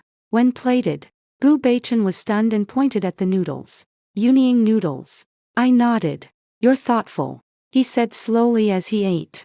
I stood beside him with the wine jar, waiting to refill his glass, but he finished all the dishes without touching a single sip of wine. He laid down his chopsticks, his gaze falling on my wine. Thank you, Mr. Lin, but I have business today and should not drink. I naturally said it was no problem. However, he said, looking at the table full of dishes, since these are just small dishes, take it easy. No need to be so meticulous. I continued to laugh in a flattering way. I'm afraid grown-ups won't get used to it, so I put in a little effort. It's not troublesome. He leaned back in the chair, calmly and effortlessly watching me. If you bring me vegetables every day, do you plan to stay in the kitchen from morning till night? I was choked up, because that was certainly impossible. He was amused by my expression, tugged at the corners of his mouth and stood up, saying, I'm about to go out, to drop this off for you as well. I hurried to tidy up the bowls and chopsticks, and followed him. He didn't walk fast, and I was behind him, with the other Jinyu guard from Nanyuan not far behind either. This line of people was very conspicuous, almost causing everyone on the street to glance at me. Suddenly I understood that Gu Beichen deliberately sent me back. After walking this entire way, probably everyone would know that my relationship with Gu Beichen was not bad. Who would dare bully me from now on? Thinking this way, my steps also leaped with joy. Gu Beichen turned around to look at me for no obvious reason. I was startled, quickly restrained my emotions, and obediently followed him. The next day I brought him more dishes. And I also prepared several dishes that I was truly good at. He said he liked spicy food. So I added some chili peppers. He seemed to like it very much. Not only did he finish the 4 small dishes, but he even cleaned up all the rice. But alas, he still did not drink wine. Master, a guard rushed in, seeing me, and stopped the rest of his words. Gu Baichen grabbed his ceremonial sword and walked out. At the door he reminded me. Wait for me for 2/4 of an hour. I hurriedly agreed. After he left, I tidied the table, sat by the table waiting for him, and began to study his room. His room was large, but empty, with the front used as a study and office, and 8 folding screens set up at the back. Apparently to place a bed behind them. Does he sleep here? Jinyuan Marquis Mansion is so close. Doesn't he go home to sleep? My gaze swept over and suddenly I saw a needlework basket under the bookshelf. Inside was a long gown. I lifted the clothes and only then saw that the sleeve had been torn. Pins stuck into the fabric with thread. But the stitching was clumsy. I put the clothes back. And just then he returned. As he came in, a thick blood aura rolled in with him, and the front of his shirt and its hem were spattered with blood spots. He glanced at me, then followed my gaze to his clothes. His brows knitted, and he said nothing. Turning and leaving again. A moment later he returned, having bathed and changed. I breathed a sigh of relief. I'll have someone take you back, he said, pausing for a moment. From now on you don't need to bring vegetables anymore. I wanted to ask why, but his face was too stern. And I had to hold back. My lord, I said, pointing to his needlework basket. Do you need me to sew for you? He raised an eyebrow and asked. Aren't you afraid? Not afraid. It's only some blood, I dared to say. Even the clothes that your lordship dirted can be washed by me. His expression was a bit unnatural. I reflected on whether I had been abrupt just now, about to explain, when suddenly he handed me the sewing basket. Please, by all means. No problem. No problem. It's my honor to be of service to you. I sat across from him, focusing on mending his clothes. I have no other talents, so I treasure every task he assigns to me. As long as I'm useful, he will look at me with greater regard. In this way, my backing becomes even more solid. The room was very quiet, but outside it grew noisy. His subordinates would occasionally come over to take a quick look, then push and shove each other, laughing as they ran away. I could also hear 2 people squatting by the windowsill, whispering to each other. Do adults like to lean toward Lin Dong's family? It probably won't be like that. An adult who is utterly unscrupulous in love. Could he like someone else? That may not be the case. Have you never heard the saying that one thing can be attracted by another? The 2 of them whispered, and I wanted to pretend I hadn't heard. But the surroundings were too quiet, and I heard clearly. But Gu Baichen didn't react much, and I didn't want to bother him either. I don't care what others say. After all, as an unmarried woman, flattering Gu Baichen every day. It's only natural that people read into it too much. But these aren't important. To live, one shouldn't ask for too much, as long as what one seeks is gained. As for what was lost because of it, there's no need to be overly strict about it. I still bring dinner to Gu Baichen. But he hadn't been around for several days in a row. When I asked around, no one knew where he had gone or when he would return. 2 days later, Yunjing welcomed the year's first snowfall. The 5 of us sat around the stove warming ourselves as Taizhu delivered goods and returned. He crouched by the stove, excitedly saying, Master, Lord Gu is in such misery. How so? Could he be injured? Just now I went to the Marquis of Luan's mansion to deliver wine, and heard 2 maids in his household discussing the Marquis of Jinyuan's mansion. Although the Marquis of Jinyuan's household is a well-to-do and influential family, the inside of the mansion is quite chaotic. The old marshal married 3 wives in succession.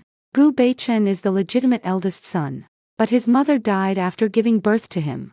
The old marshal kept his legitimate wife for 27 days. Then remarried. That wife bore 2 more sons, and 5 years later she also died. Half a year after that, the old marshal took a 3rd wife. How many children did that old marshal have in total? Qinghe asked. 6 sons and 7 daughters. Tai Zhu blurted out. There are several concubines in the household as well. Listening to Tai Zhu talk about the matters of the Zhenyuan marquis residence, I suddenly understood why Gu Beichen lived in the south courtyard and did not go home. Why his clothes were torn and he had to sew them himself. And why, although he was the eldest son, he was not the heir apparent. To prevent him from becoming crown prince, Lady Ho's methods were extremely despicable. When he was about 11 or 12, he would stuff a maid into his room, and later spread rumors that although he was young, he did not study well and had failed in virtue. Gu Beichen's current achievements are all thanks to his own efforts.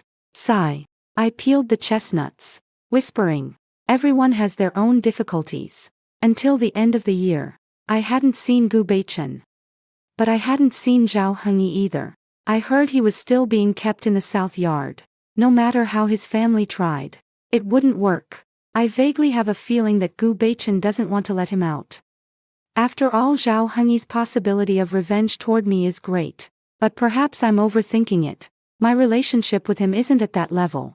At the end of the year, I opened wineries in Baoding, Dengzhou, and Kaifeng. I have mastered 13 of the 17 wines listed in the Zhao family's wine catalog. The Zhao family wine, once renowned, has returned to the diners' tables once again. I'm going to Dengzhou tomorrow. I greeted everyone. And the next day I took a car to Dengzhou. The carriage driver on the road told me that recently several princes in the court have been fighting fiercely. And I heard that the second prince was even stabbed. I was startled. In the previous life, at this stage, the situation shouldn't have been this heated. Right. Until finally the second prince emerged victorious. I felt it hadn't reached the point of bloody rain and gusts of wind. Or perhaps I have kept myself out of it, knowing too little. The shops in Dengzhou aren't big, but business is good. The 2 carts of wine I brought in just filled the orders that were owed. At night in the shop, I discussed the next plans with the shopkeeper and the clerk, when suddenly there was a bang.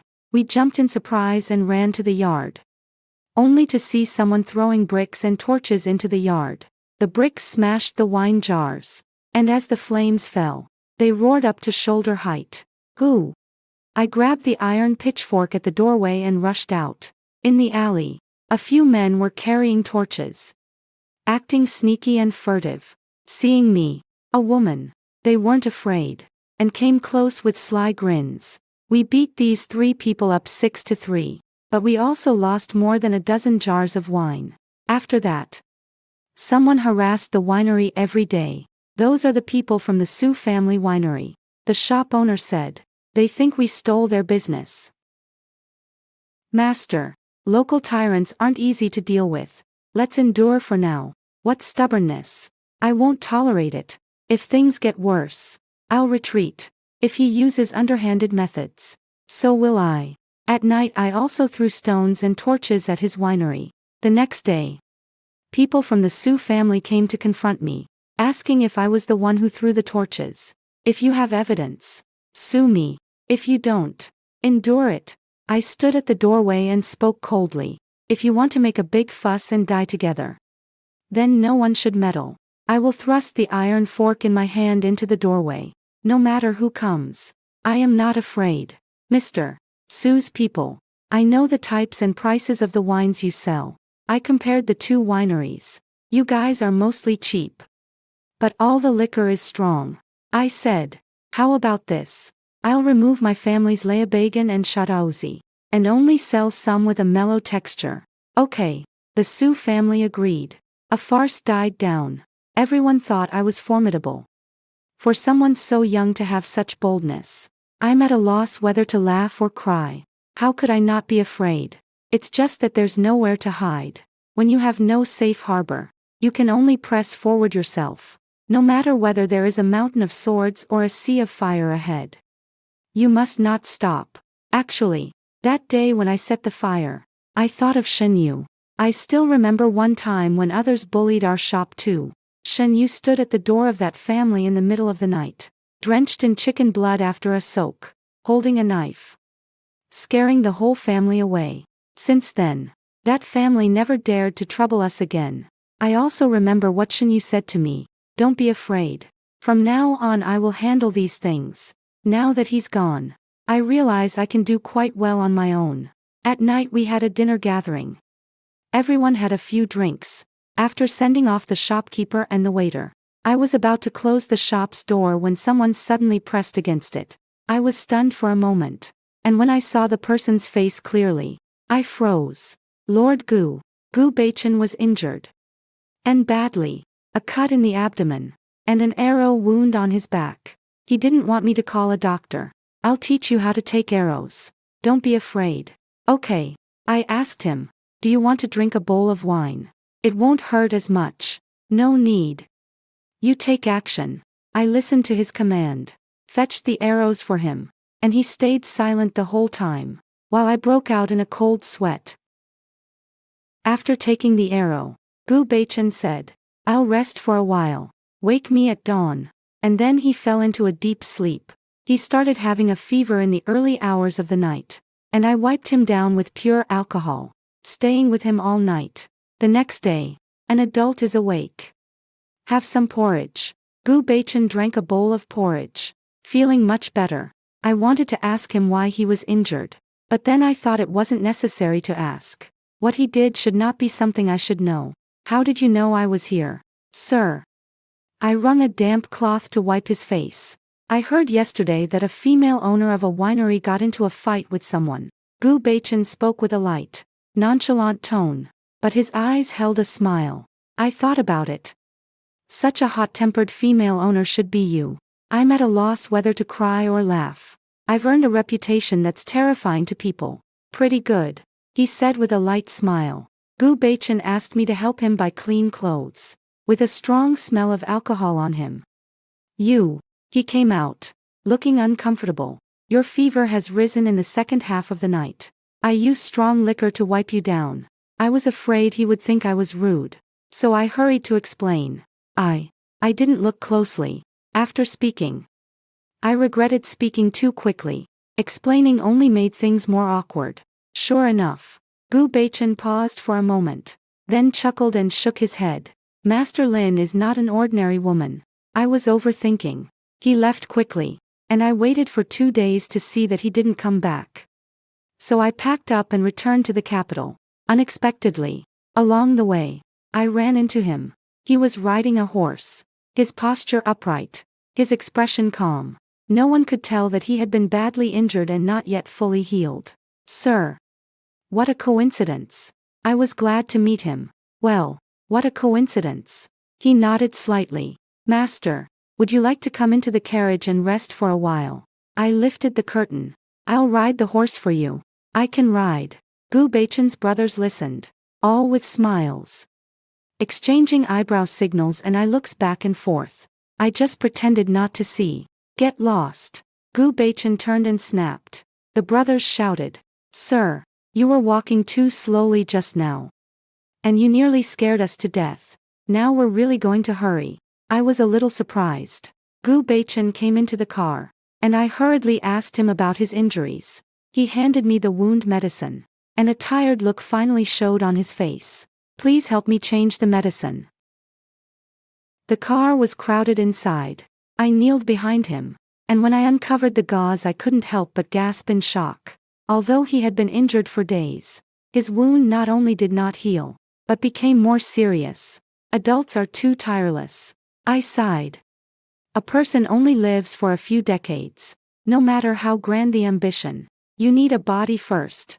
Gu Beichen did not speak. No matter what you do, you should first love yourself. Only by loving yourself can you love others. I only came to understand these truths after 7 years of living a life worse than death. He still didn't speak. I thought he was angry, so I called out, Sir, and leaned forward to look at him from the front. But unexpectedly met his gaze, and we both froze. My face heated up quickly. Just previously I was proud of having lived 2 lifetimes, behaving much more steadily, but now I had fallen back into my old bad habit of acting impulsively without thinking. He looked at me and smiled. Lin Dong, I heard your teaching. I was extremely awkward. forcing a strained smile and avoiding the medicine he was applying behind him. That night Gu Beichen did not join his brothers, but stayed at the inn with me. The waiter chuckled and said, "Sir and Madam have arrived just in time. There is one remaining room of heavenly rank. This will open the door for the two of you." "No, 2 rooms." I hurried to explain. "The heaven-ranked room is for the young master to live in." Although I didn't look after Beichen, I could tell he was smiling, and he didn't explain either. Just leaning casually against the counter. I don't know what he was thinking. I gave him a side glance, and he happened to look over, and he even laughed out loud. "Don't laugh." I glared at him, and he held back his laughter, turning his back. The guy's eyes rolled and he smiled, saying, "It's nothing. It's nothing. There are still 2 sky-sized rooms available for you too. I'll unlock the door for you. You two are visitors from out of town. And it's still early. You can go into the city to see the Lantern Festival. Our Lantern Festival is not dismissed until after the Lantern Festival." "No need." I hadn't finished my sentence, but Gu Beichen said, "Thank you. We'll go after we've eaten." I stared at him in astonishment. He raised his eyebrows. "The Lantern Festival here is famous, and there are many local wines to taste." I suddenly became interested, but after going to the Lantern Festival, I found there was no wine bar at all. Gu Beichen explained lightly, "Oh, they probably moved it away." I have no words to say. "Do you want to release river lanterns?" Gu Beichen asked me. I shook my head. "Forget it. Just wander around." But in the end I went to release the lanterns with him. I don't know what he prayed for on the lantern, but I casually wrote a line. "May Lord Gu be safe and healthy. And may all his wishes come true." To please people, you have to be watertight in every detail. "What did you write?" he asked me. I quickly dipped the water, pushed the lamp forward. He gave a light laugh and said something I didn't catch. The next day I got up early and borrowed the kitchen to make him a medicinal porridge. Not that I am really that virtuous and considerate. Mainly it's because it's rare for me to be with him, and I need to seize the opportunity to flatter him as much as possible. "Hey, you awake? Grown up?" he answered in a tone. I pushed the door open and set the porridge on the table. My eyes shifted and I spotted a river lantern. I exclaimed softly, and before I could ask, he had already offered the river lantern as a bow. "That lamp?" I asked him, and he sat down with a blank expression, coldly saying, "Today you have to leave on your own. I must hurry back to Beijing. I don't dare to ask again." "Oh, take care of yourself." It was just that light, so familiar to the eyes. After returning to Beijing, the weather warmed, and after a while, Su Wanqing gave birth. On the child's full moon, the Shen family held a banquet. Su Wanqing sent me an invitation, and I pretended not to see it, so as not to go and invite trouble myself. I heard that the Shen residence is full of guests, and the gate is as noisy as a market. I can't help but think of the half year after my parents passed away, when our home and the winery were in a mess. We had no money, no one to help us, and we often had enough to eat but not the next meal. So we often went to squat at grave sites, stealing others' offerings. We were often chased and beaten as well. "Shen Yu protected me, letting those people's feet fall on his body." "Shen Yu, you must have gotten what you wished for. You must be very happy now." "What are you talking about?" Gu Beichen appeared at the counter without him noticing. I was stunned for a moment, then smiled. "Sir, are you free today? Have you had dinner yet?" He shook his head. "Then eat here." I asked him. "Okay." He found a chair to sit down, looked at me. "Do you cook?" I grabbed my wallet, unfastened my apron. I'll go buy the groceries now. You sit for a moment and wait for me." He said okay. I walked a dozen steps and then ran back. "Master, would tonight be good for beef stew?" He gazed at me steadily, looking very serious, and for a moment he didn't answer me. "Master." I waved my hand in front of his eyes. He came to himself, nodded, and said, "I can go either way. A kingi helped me, and I cooked 8 dishes and a soup at night." Gu Beichen sat down, but no one dared. They stood around watching him eat. "If you all are going to stand, then I'll leave." he said. We all sat down. At first we were all stiff. Gu Beichen asked for a glass of wine. And after everyone drank 2 glasses, we floated away. The 6 of us chattered and talked. All about useless parental gossip. When buying meat, buy Auntie Lou's. Her pork is tender, Qinghe said. Is there a difference in pork too? Gu Beichen sipped his wine. Smiling as he asked, Qinghe nodded, not forgetting to clink glasses with Gu Beichen. Master, you're like an immortal in the heavens. You wouldn't understand these things. This meat, the difference is huge. When Gu Beichen was willing to listen, I didn't stop them. Propping my cheek up and listening happily as well. All 6 of us were drunk. When Gu Beichen left, we tipped him to the door. Staggering. I don't recall what I said, but one scene is very clear. I held Gu Beichen's hand and didn't let go. It seems that when it reached the emotional point, I cried as well, because when we woke up this morning, the 6 of us had swollen eyes. What did I say last night? I pressed cold water to my eyes. My mind a total blank. I know. Tai Zhu swallowed his tea. Master Dong, you said Gu is suffering too much. Without a mother, it's as if there is no home. You also told him to tell you whatever he wants to eat in the future. To come here and eat. Ah. I remember now. Qing he also said. You even say that in the future we will be a family, not separating from each other. In Suo gave me a thumbs up. Sir, your skill at flattering people is becoming more and more perfected. I fell back onto the chair. Awkward and hopeless. How could Gu Beichen be pitied? The one who should be pitied is clearly me. Looks like all our previous efforts will be for nothing. I sighed. Our backer must be furious. For the next half month, my gut feeling was validated. Gu Beichen didn't come to the shop. And when I went to the south courtyard I couldn't find him either. It seems he's avoiding me. I can't keep chasing him. So I can only wish that on that day he was drunk too, and remembers nothing. Or, don't quibble with me, you brainless fool. I've lived in vain for 2 lifetimes. I sighed. In the blink of an eye, summer arrived. And a great event occurred that day. At the royal banquet, the emperor took a bite of watermelon, suddenly vomited, and toppled over stiffly. Afterwards, it was said the emperor might be beyond recovery. Is it going to change in sky? My heart skipped a beat. In the previous life, the 3 princes fought for 7 full years. Until I died. And the second prince was finally established as crown prince. Has this life been advanced earlier? I can't recall.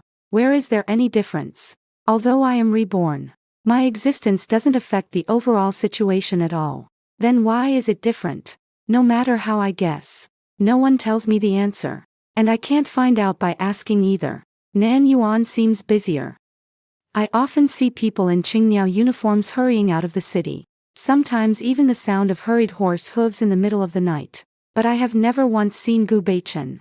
In the past, the nobles who would come to order wine every few days. This month there was no movement at all. It seemed that everything had come to a halt. Like the anticipation before an avalanche. I told everyone to leave the capital and find places to take refuge. I bought enough rice and flour by myself and kept watch over the winery alone. That night I was too hot to sleep, resting in the courtyard. I suddenly heard the sound of blades clashing in the distance. I stood up abruptly, climbed over the wall, and looked northward. Faint flames flickered from the north.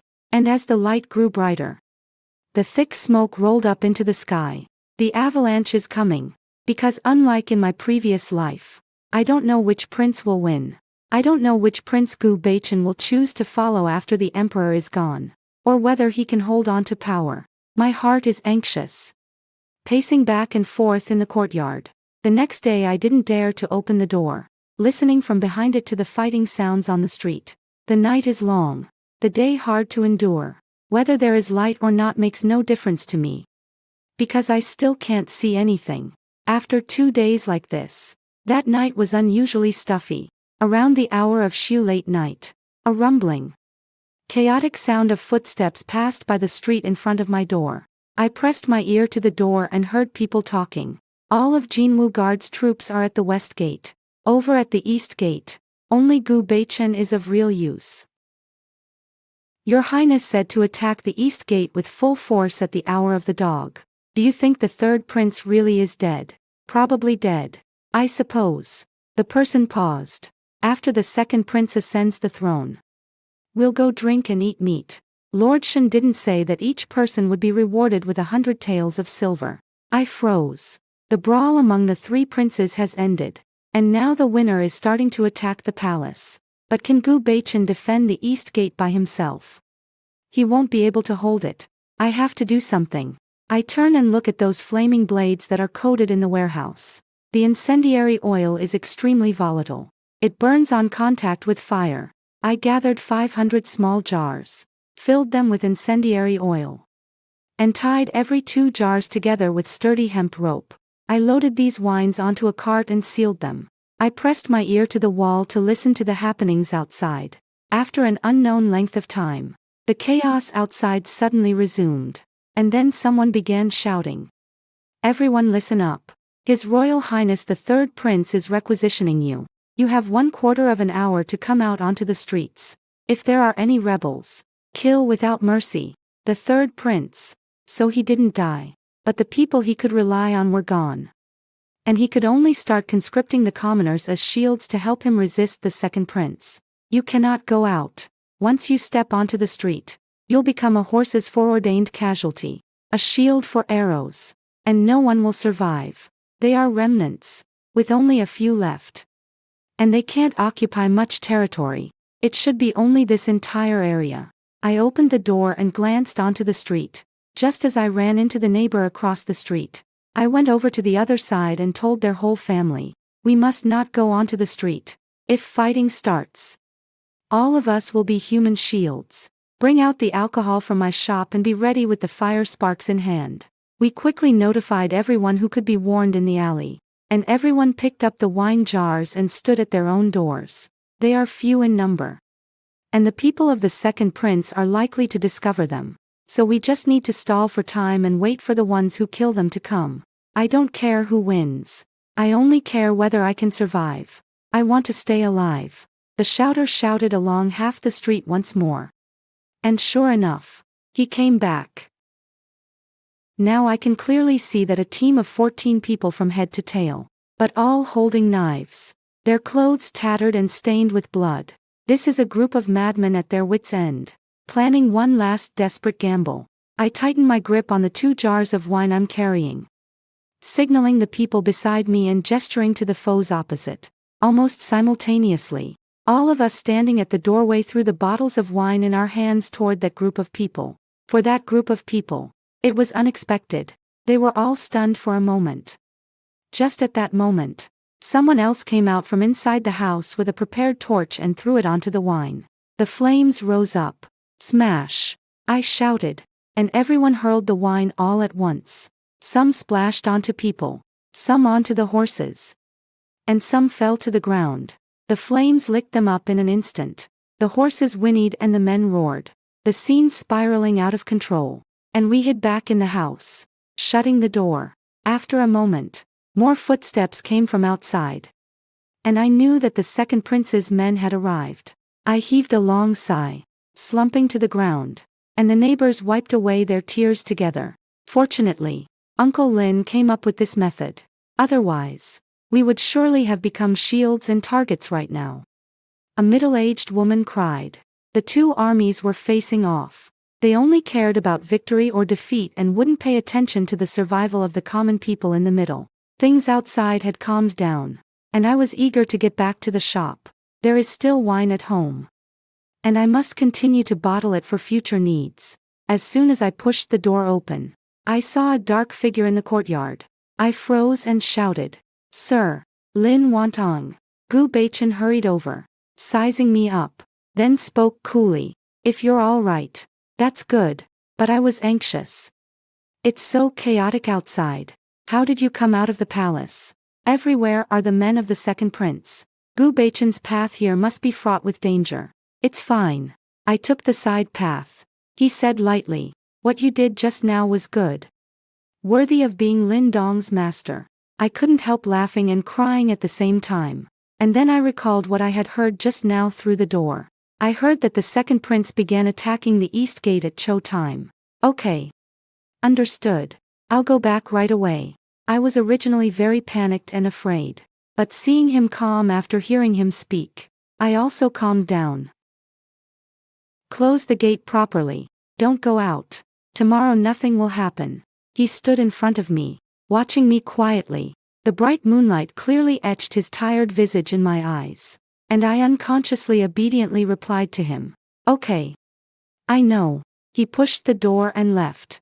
I pressed my hand to my chest. Sat in the courtyard.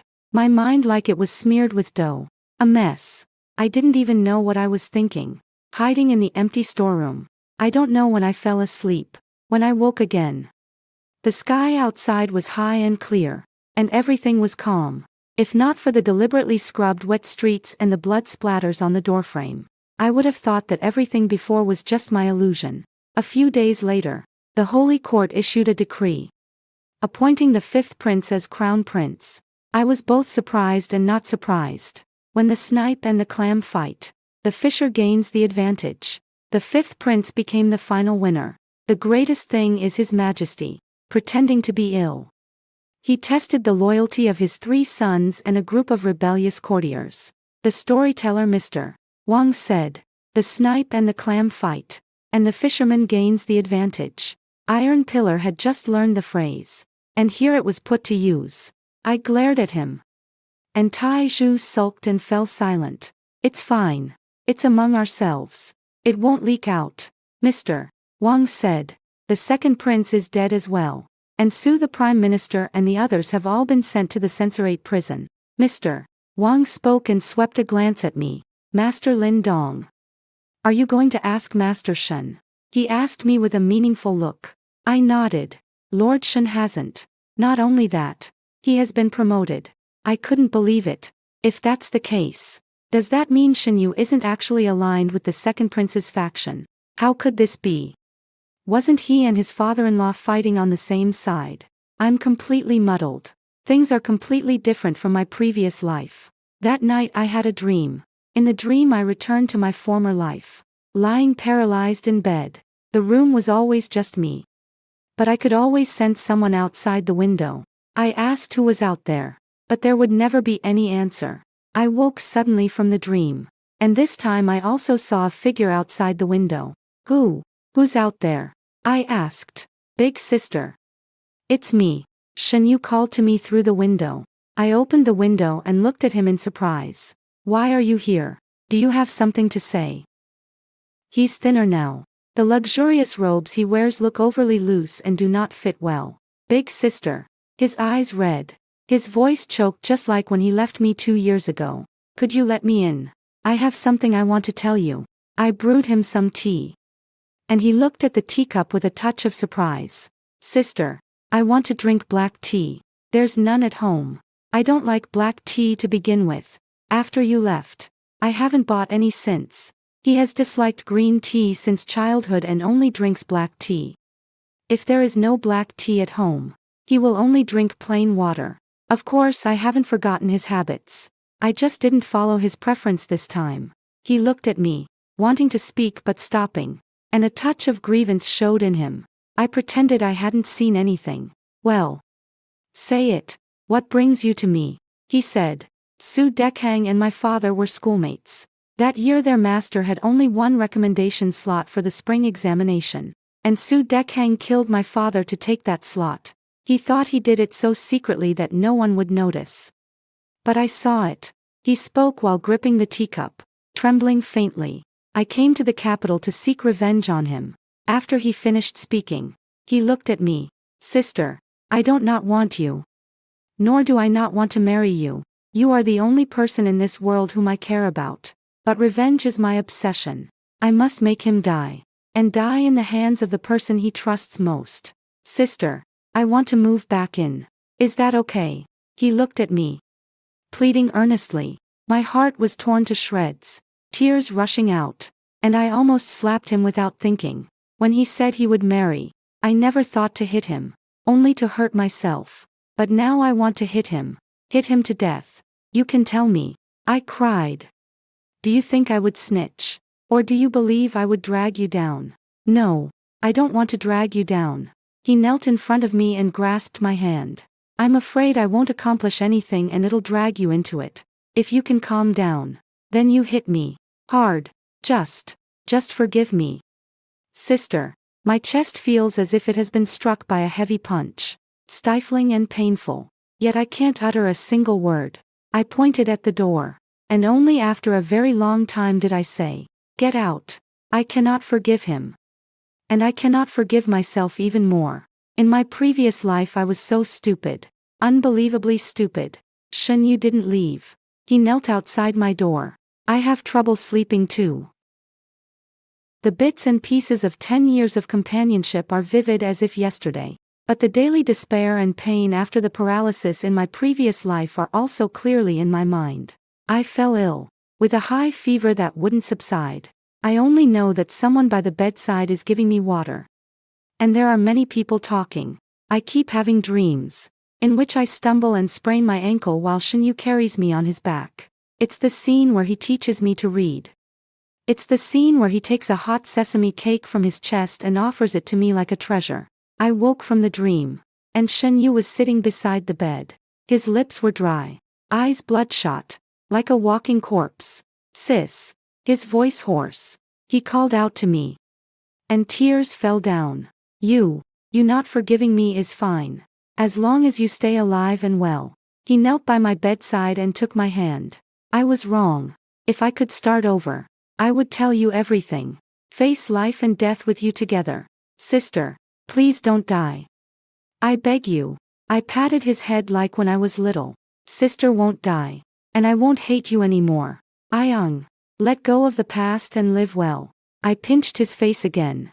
We will both live well in our own lives. He buried his head in the palm of my hand. Crying uncontrollably. Okay.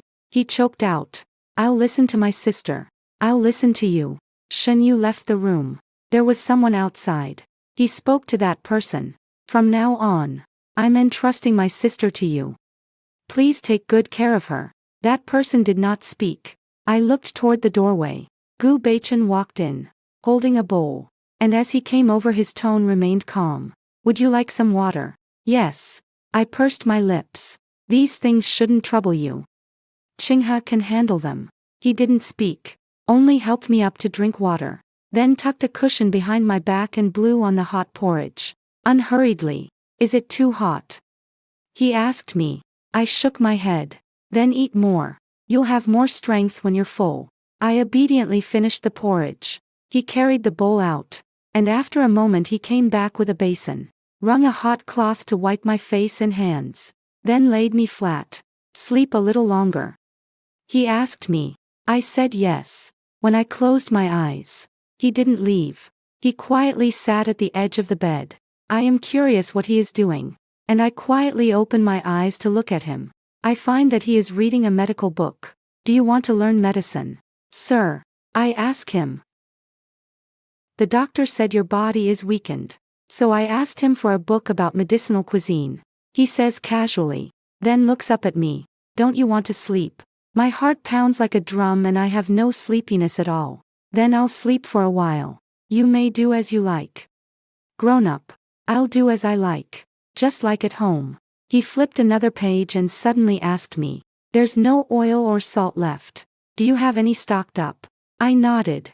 In the fourth cabinet in the kitchen. Understood. After I finish washing clothes. I'll go look. Adult.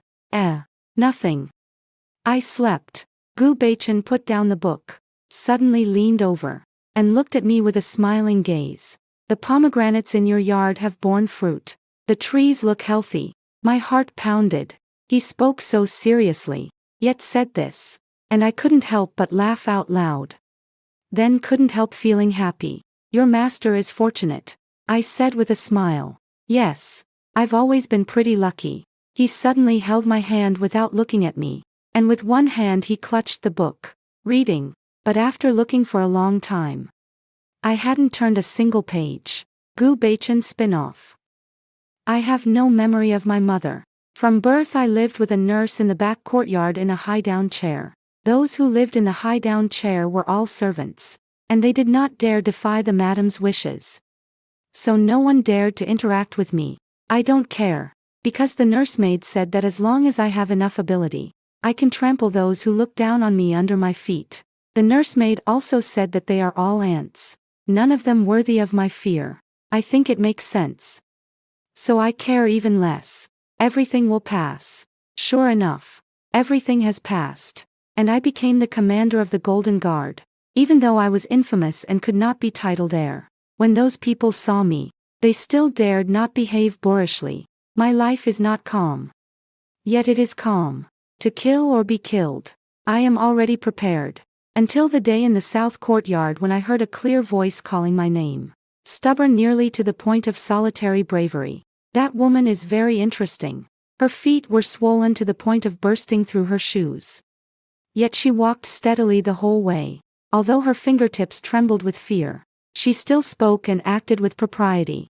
That reminded me of myself. When I was 7 or 8, I was like that too. My father believed I was in the wrong. I followed him for 3 days, asking him to listen to my explanation, but his punishment was useless. Later I thought I was very immature then, stubborn as a bull, but it still arouses pity. I thought there would be no more contact, but I didn't expect that she would dare to set a trap for Zhao Hengyi. That boat copper belonged to the second prince. I had known it for a long time and was just waiting to close the net. But I didn't expect to catch Zhao Hengyi. When I went to ask her, I thought she wouldn't admit it. But she was very smart and surprisingly responded honestly, even telling the reason for her honesty. It's not a big deal. So I didn't press the matter. I didn't expect she would be so brazen as to try to curry favor with me, asking if I liked to drink, saying she could bring me meals. Is she really reckless enough to eat food sent by strangers? But her cooking is really good. Far better than a wet nurse's skills. If I wasn't busy, I would wait for her to come in the evening. I would eat while she waited beside me. We wouldn't talk. But the atmosphere was surprisingly nice. She even sewed clothes for me, and her needlework was good. I've been wearing them all along. But unfortunately I was very busy. So busy that I hadn't thought of her for a long time. Until that time when I was on an errand and heard in Dengzhou that a female owner of a winery was fighting with someone. And I immediately thought of her. So after I was injured, I went to find her. With her around, I felt inexplicably at ease and slept soundly. After waking early, she calmly told me that she had wiped my body with spirits. I felt a bit shy. But she was so calm that it made me seem naive. Like a Wetbihin Thier's rookie. On the way back, I waited for her, and as expected I met her. She invited me to ride in the carriage together. And I agreed gladly. Taking a carriage is indeed more comfortable than riding a horse. When we were at the inn, the waiter said there was one room, and she explained hurriedly. I found it very amusing. And she even glared at me. This woman is not afraid of me at all. In the evening we went to release river lanterns. I asked what she wished for. But she looked guilty and quickly swept the water to push the lantern away. I was really curious and had my men snatch the lantern and bring it to me. I stared at the 16 characters on the lamp, unable to sleep all night. I don't quite understand what this emotion is. But it itches in my heart. Uncontrollable. The uncontrollable feeling became more obvious, and I even went to find her on purpose. She was happy to have me stay for a meal and even asked if I wanted braised beef. She and her companions drank a bit and became noisy, chattering all night. But it was lively, like home. From childhood to now, there have never been such lively gatherings without me there. When a person is in the midst of it, the feeling is like this, very warm. When I left, Lin Wantong actually held my hand, saying she was very sympathetic toward me. That I had a hard childhood. And that if I ever wanted to eat something tasty in the future, just tell her. I really want to see her reaction after she sobers up and realizes what she said this of. It would surely be very interesting. That night, the remnants of the third prince's faction came out to cause trouble. I heard about the location and knew that her shop was there. The winery is her life. She will certainly stay and not leave. My reason told me I couldn't leave the palace. But I did anyway. When I saw that she was fine, I finally felt completely at ease. But she was very brave, even leading the neighbors to kill those remnants and save themselves. I helped her obtain a reward from the sage emperor, and the emperor asked him to inscribe a very large plaque for her. After the matter was completed, I went to look for her. She wasn't at the winery, so I went to her house instead. The door was open. I hesitated for a moment and then went in. But I overheard her conversation with Shen Yu. I know their story. A decade of companionship with deep affection and righteousness. But that has nothing to do with me. I like her. She doesn't know it yet. I have to tell her, and let her choose in front of me. She chose to keep calling my name in the dream. Shen Yu heard it too. He looked pitiful like that, but there was no need for sympathy. She woke up, and her eyes lit up when she looked at me. She likes me too. Actually, I should have known long ago. After all, in that river lantern, she had already expressed her feelings to me. Shen Yu telling me to treat her well. Did I still need him to remind me? With his way of doing things, he has no right to remind me. I like Lin Wantong. I've decided on her. Of course I will treat her well, wholeheartedly. For a lifetime. The end.